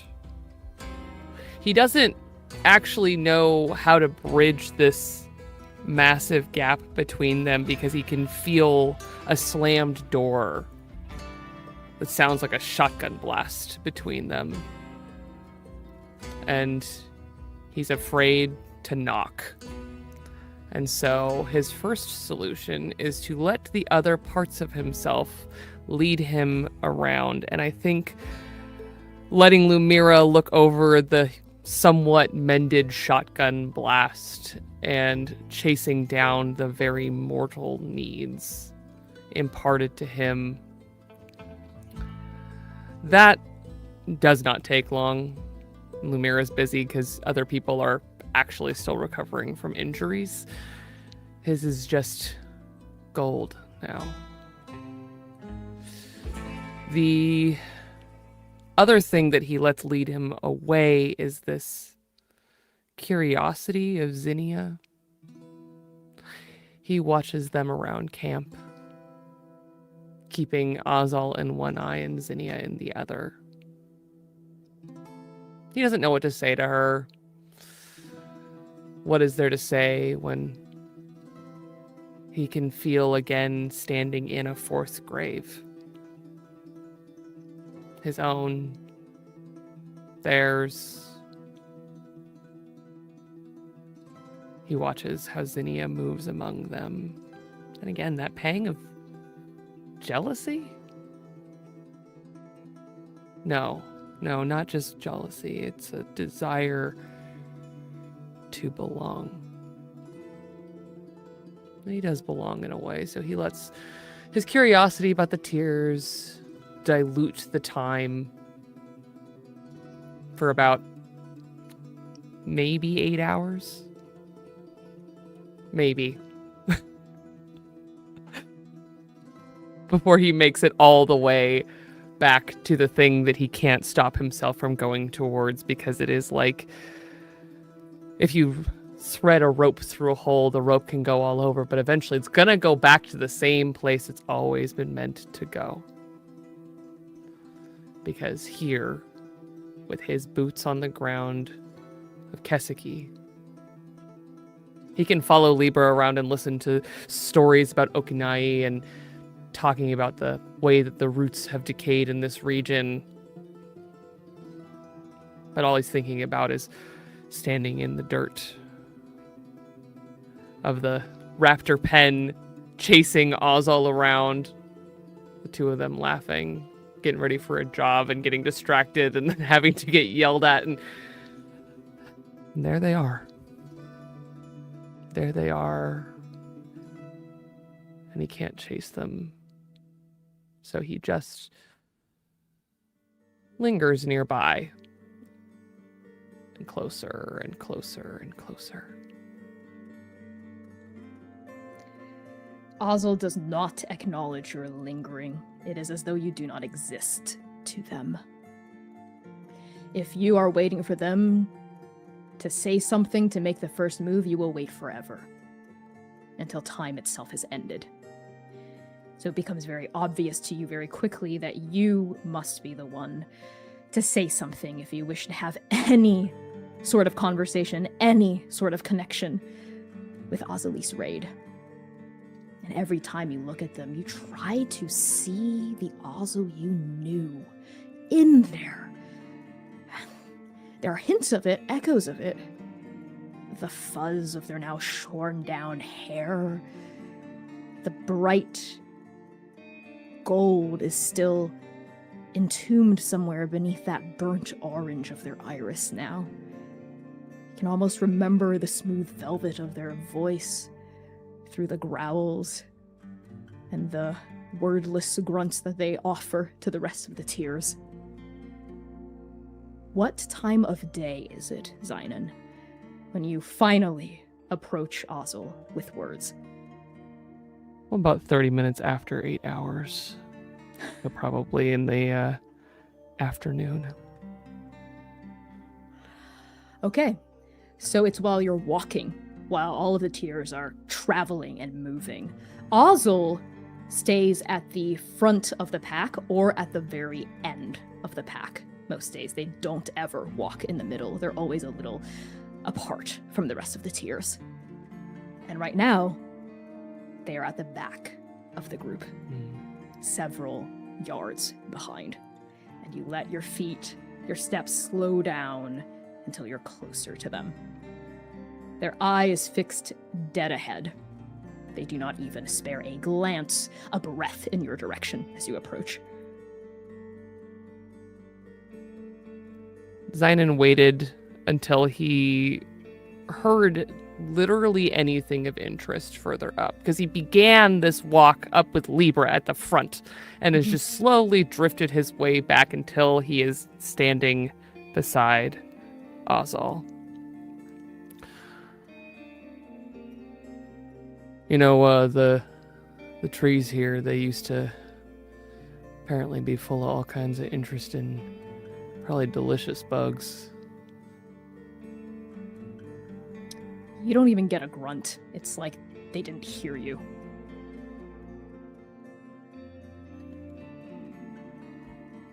And Zynon looks at them. And his golden orange eye traces over their scars on their face. And he lets the time, the distance between them, soak in a little bit more. But he can't help it. Because he came down here to save this person that he loves so much.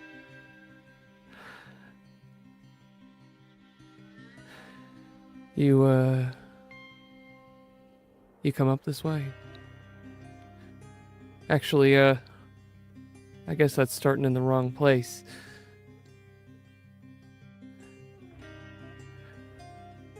Why'd you come back?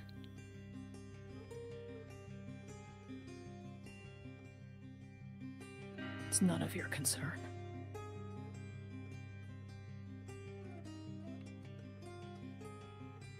You can't be surprised I'm at least a little curious.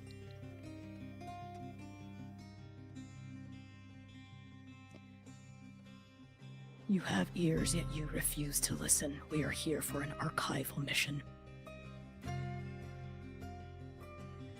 So this is it now. And that spark, he can't keep it off his tongue.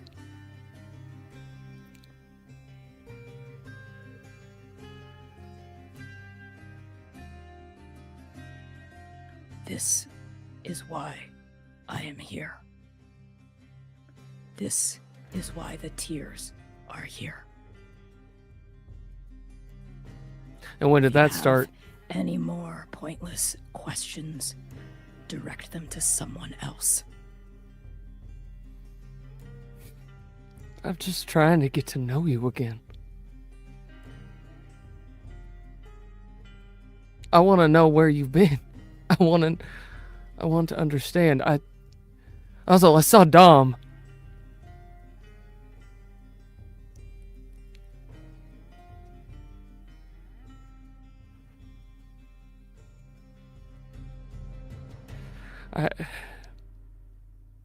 I came down here because I had to find you.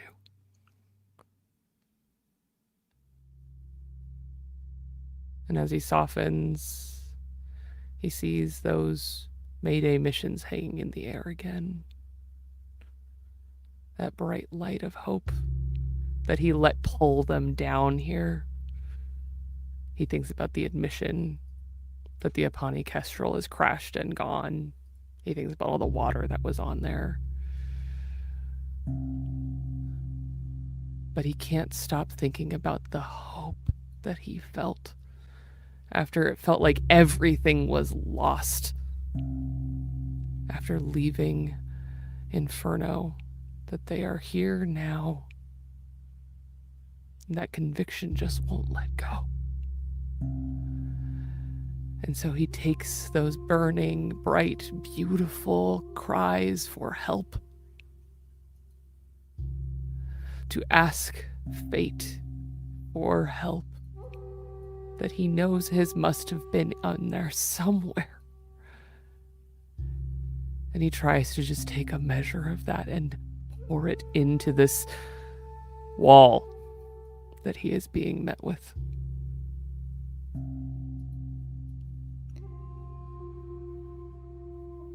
It is not a wall, but an endless, infinite well that you pour your hope and your heart down into. For even as you bring up Dom, as you bring up the reason that you are here is for them, all you are met with is, I don't care why you're here. Don't get in my way again.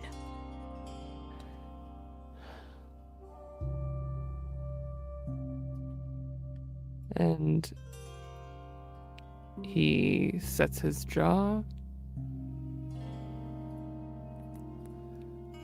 He won't bite again for now, because Zynon is many things, but an endless font of hope is not one of them. And he pours what he can. And just nods. Yeah, you proved that I should not get in your way. Didn't stop me. But I hear you. Stay out of it.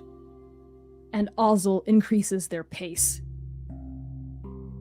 to leave you behind and reach the front of the group. And he walks in the back, dragging his feet over dust, over desiccated root. And he suddenly finds himself longing for the soft loam of the wild sea to stand among ghosts that didn't make sense then, but they made more sense than this. Zinnia, with your eyes and ears ever peeled for the members of Strike Team Nova, this is another conversation that you overhear. Just your luck, or perhaps by intention and design, that you were close enough to the back of the group this afternoon, 8 hours and 30 minutes after Strike Team Nova joined the Tears, to overhear everything. And as Ozel's raid strides off and approaches Libra toward the front of the group, What's going through your mind? I think I'm near Jack. And I think there is this shared look, because we both were unlucky enough to hear that conversation. And I think there is this look of, I am so sorry you had to hear that to Jack. Because we know how far gone Ozel is in many ways, and that has never once stopped them. But it only highlights it in a much clearer way that even to somebody who clearly has history with Ozel can't be reached. And I think I put that hand on Jack's shoulder like I've done so many times in the past. And then I look to Zynon, see how, Kai, would you call it pathetic? Oh, yeah. Yeah. How pathetic he looks standing there. And my eyes end up going to the rest of Nova, because I worry that they have been failed on Kaseki so far.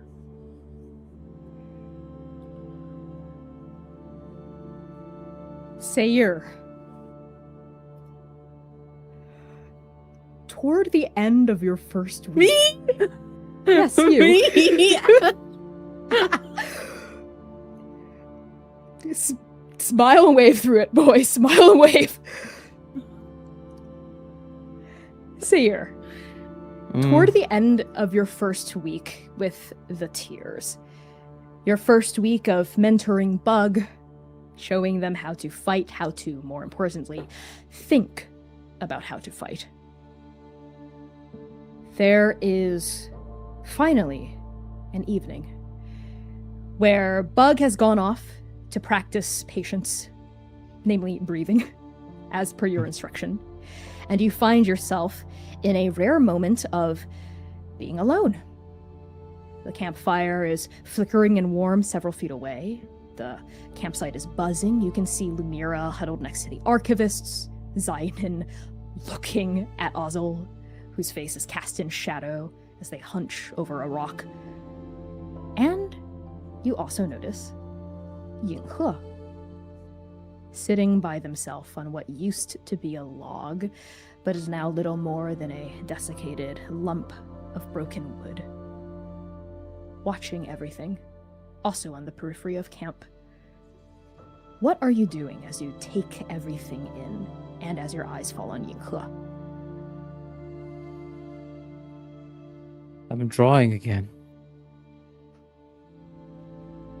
I found some old charcoal on our journeys here, and I'm drawing again. This journal that I feel like I haven't opened in a lifetime. The last work I did here was when we were in Inferno. Feels like forever ago.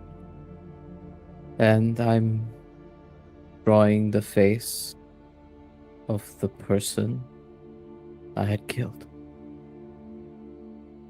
Their features burned into my mind. And now I'm in a place where I can draw them onto this paper. Their visage, their hair, their eyes, everything. It is not a horrific moment or capturing of their death, but it is many iterations of how Sayir would imagine their life might have been like. Different expressions painted on that tempestuous face. Maybe calm face, maybe soft. And as they're finally processing in a way that they used to, Sayer's eyes fall on Yinghe. On this gorge that he had plunged between them with his own hands.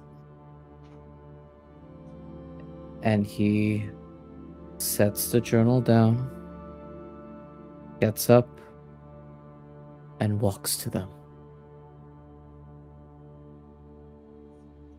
Yinghe looks up as you approach. Hey, They give you a small smile. It doesn't quite reach their eyes, but it's not false either. And they pat the empty space on this log next to them. Thayer sits on the empty space of this so-called log with them.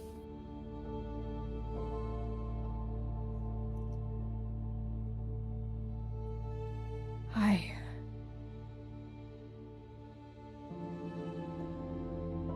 How are you feeling with everything? Loaded question, I know.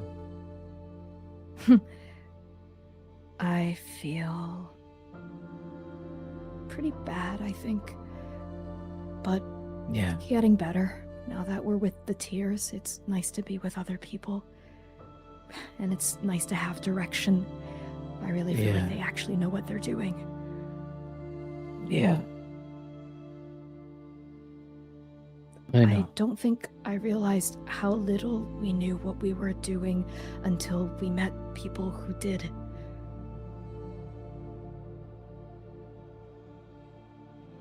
Feels like we've been bumbling in darkness and just...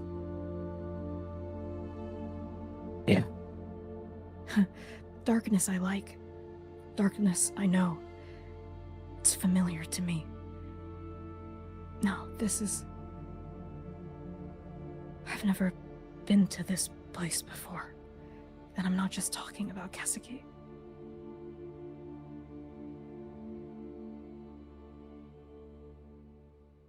Yinghe,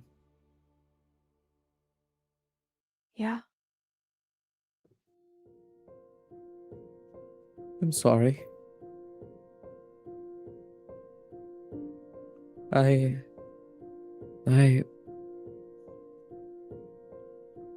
really, really hurt you this whole time. I've done a great disservice to you, and I took you for granted.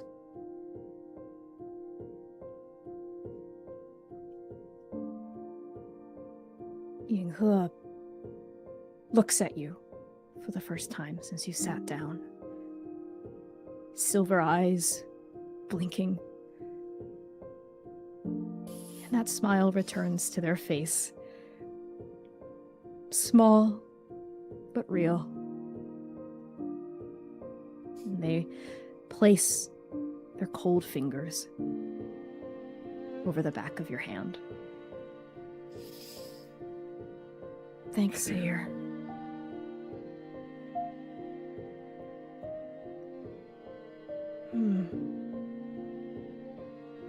We haven't really been, you know,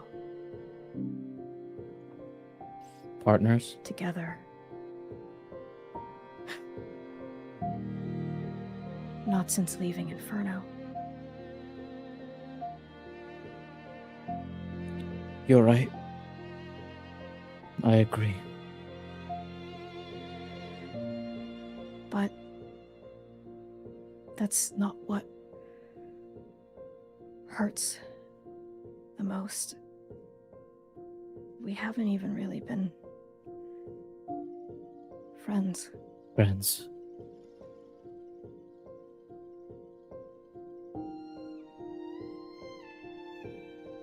A slow nod.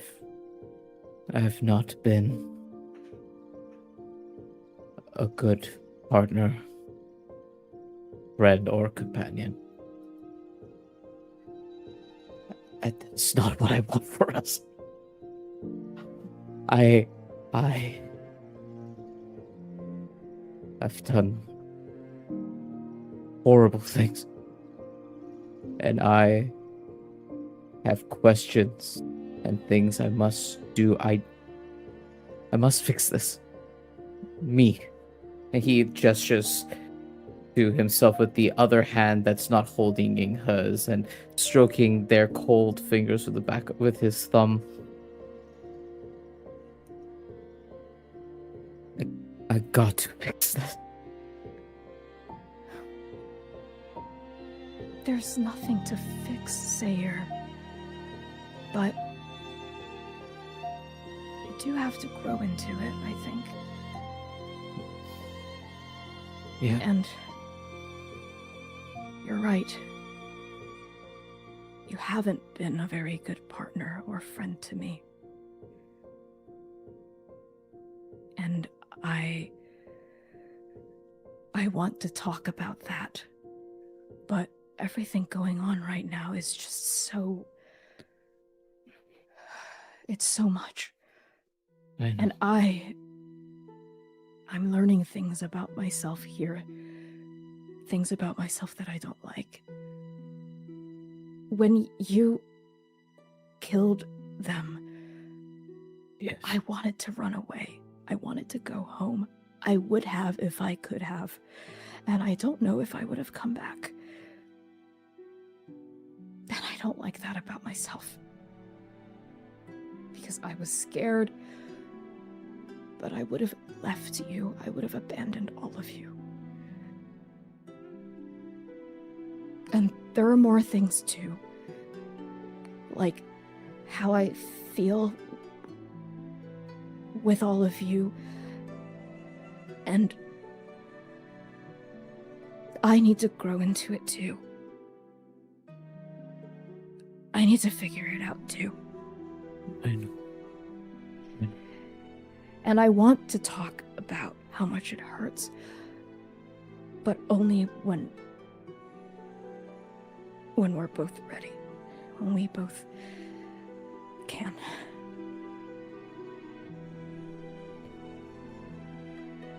Yeah. And Sayer just tightens their hand around Yinghe.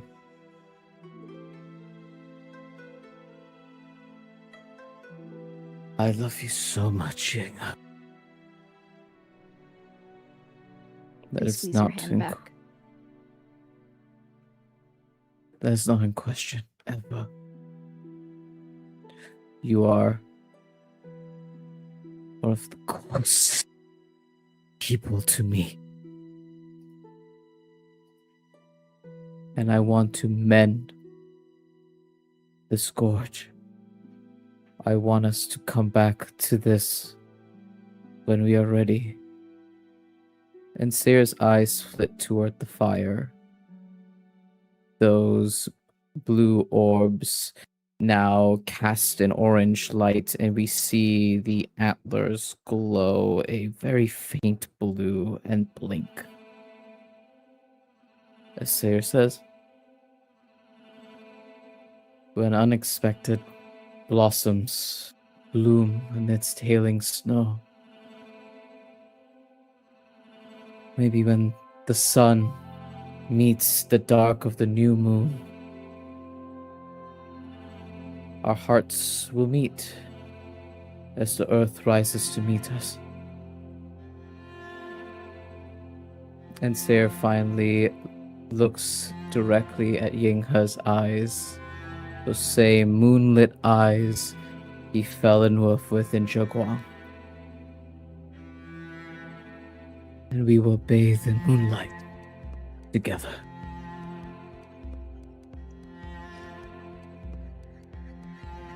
And Yinghe says in response, in the same cadence as I love you, is that an omen?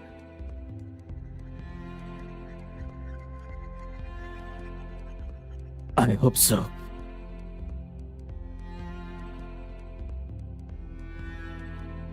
And that time, the smile reaches their eyes. And they lean their head against your shoulder and watch the flames. I don't say it enough, but I am happy and grateful that you are here.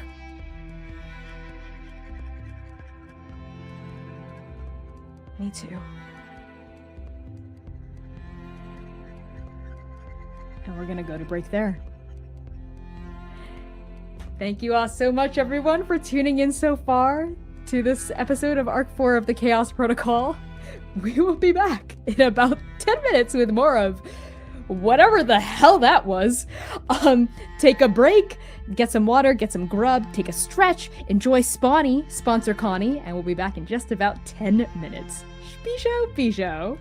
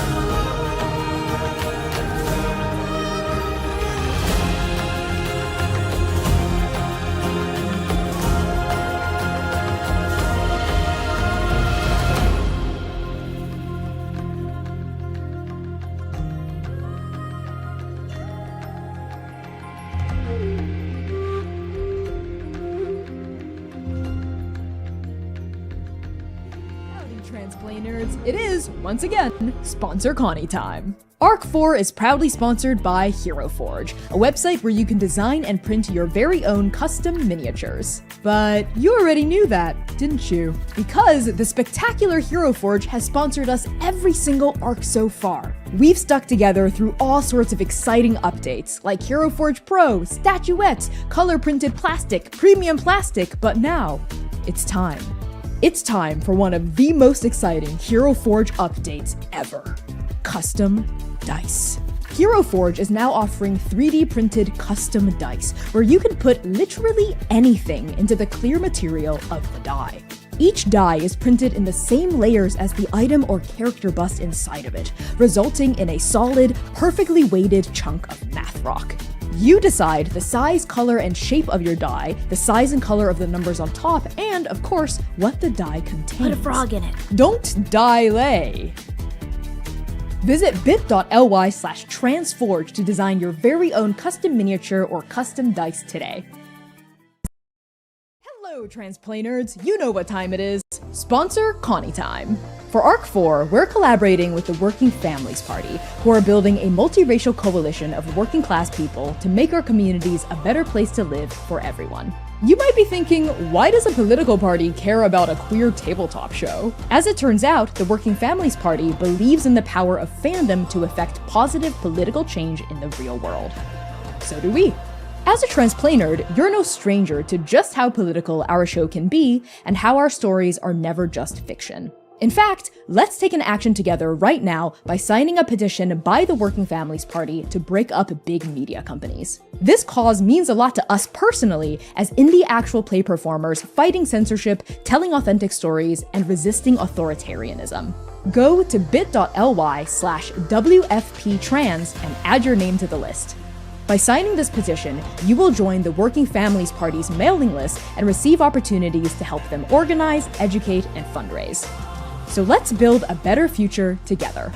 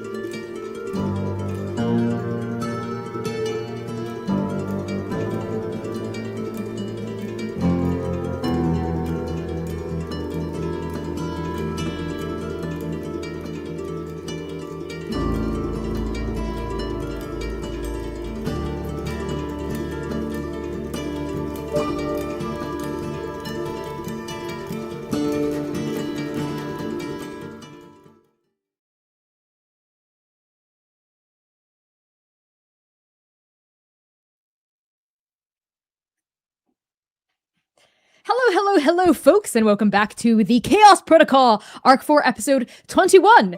And that will be the only episode we stream tonight, because it's almost 3 hours, and we're very tired. And we think that to give the second half of the stream all of the time and effort it deserves. We want to be able to hit it fresh and well. So we're going to be ending our stream right here after a break, but we will be back with Arc 4 episode 22, the back half of this stream next weekend. That's going to be Saturday, April 25th, same time, same place, 8 p.m. US Eastern Time, right here on Twitch or over on YouTube Live. So thank you everyone so much for tuning into the first half of this double header. We will finish out the second half of it next weekend. But before I get a little too ahead of myself, I'd love to pass along introductions to my Incredicast. For the evening, starting with our guest, Dare. I can accept a Credicast. That pleases the court. Hi, hey, hello, everybody. I have been Dare, pronouns she, they, they, and it. This was a lot in the best way possible. If y'all want to find me on the internet, you can find me anywhere at Dare to Dream RPG. It is DARE, the number 2, DREAM RPG. Just, I don't know, catch me, keep an eye out for some projects I have coming out soon. People like me talking movies. I might be talking movies in a more regular format. And I'm going to throw it over to Val. Hi everyone, I am Valiant. Is winning Dorian. I use he and his pronouns. You can find me all across the internet at Valiant Dorian or at also Spirit Bear. Please enjoy that lovely treasure I just set you on. And in terms of stuff that you can enjoy from me, I just found out through a text message a few moments ago that the Kickstarter that I'm a part of for a show that I'm producing called Whole New World is $25 away from funding. So back it. Someone do it! Go! Someone be the person! Someone back it for me, please. And that's a huge thing that's coming out for me is getting that funded, and also upcoming is getting into production for my werewolf charity actual play anthology. So keep an eye out for that, folks. And yeah, I'm gonna pass on over to the most diabolical cowboy alive. Kai, please take it from me. I don't know what you're talking about. Hi, everyone. I'm Kai. You can find me everywhere as Estelle of Imladris. I had a delightful time being a lovesick puppy dog. And you can follow me all over the place. I am currently doing a lot of stuff, so just follow my socials and you'll see so many things. But mostly, someone go be that $25. Sam? Taking a key from Austin right now. Donate. Back it. Be the last one. This is not, I'm not being funny. This is a threat. This is actively a threat. Do it. Hi, everyone. I am Sam Star, she, they, and the occasional fae pronouns. You can find me all across the interwebs, most specifically where the butterflies do fly blue. Lust for Life X. You can find it in the chat somewhere. LUSTTFORLAFEEX. Follow me there. I don't really post about shit except for this and projects that I'm doing. And then random whenever I feel like it. Y'all know I don't really do social media. Yeah, that's me. Take us home, boss. What the fuck was this episode? Yeah, a lot of emotional violence tonight. And speaking of emotional violence, we'll be revisiting all of that violences next week, April 25th at 8 p.m. US Eastern Time on Twitch and also after YouTube my birthday. Live. Oh, wait, after your birthday? Should we? Okay, my birthday is midweek. Yeah, my birthday's midweek. Okay, it makes we sense sing next So week. we sing next week. We sing next week. Oh God, it's Okay. my turn. You're safe for tonight. Now you know. Now you know. Mr. Love loses Dorian. In the meantime, every pony, you can support our show by joining our Patreon, joining and participating in our Discord server, making fan works if you're so inspired, posting about Transplanar RPG on Blue Sky, Instagram, Tumblr, rating our podcast, buying merch from our merch store, including the limited edition Connie birthday tee, which is gonna be coming off of shelves very soon, and most importantly, telling someone else about the channel. Your friends, your ex that shoots you in the heart, your kind of on-again, off-again teammate, part of the revolutionary group that you're a part of, but things are really unspoken between the two of you, your strange, cosmically connected guardian angel / person that absolutely hates your guts because you took her place and they took your place, your memories, half-forgotten memories of your home world that you have a lot of grief over, but how do you grieve something you don't even remember? The ghost of your twin sister haunting you, and also the narrative, and also brought to you by the world's softest kind of breakup. And also tell your parakeet.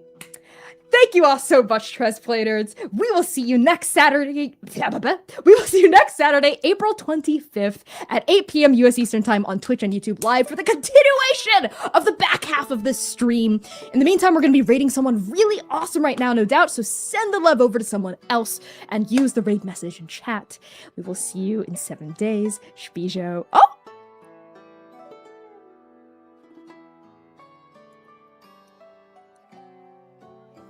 Let's Oh, yeah! Let's Congratulations! go! Let's go! Let's listen. And then some.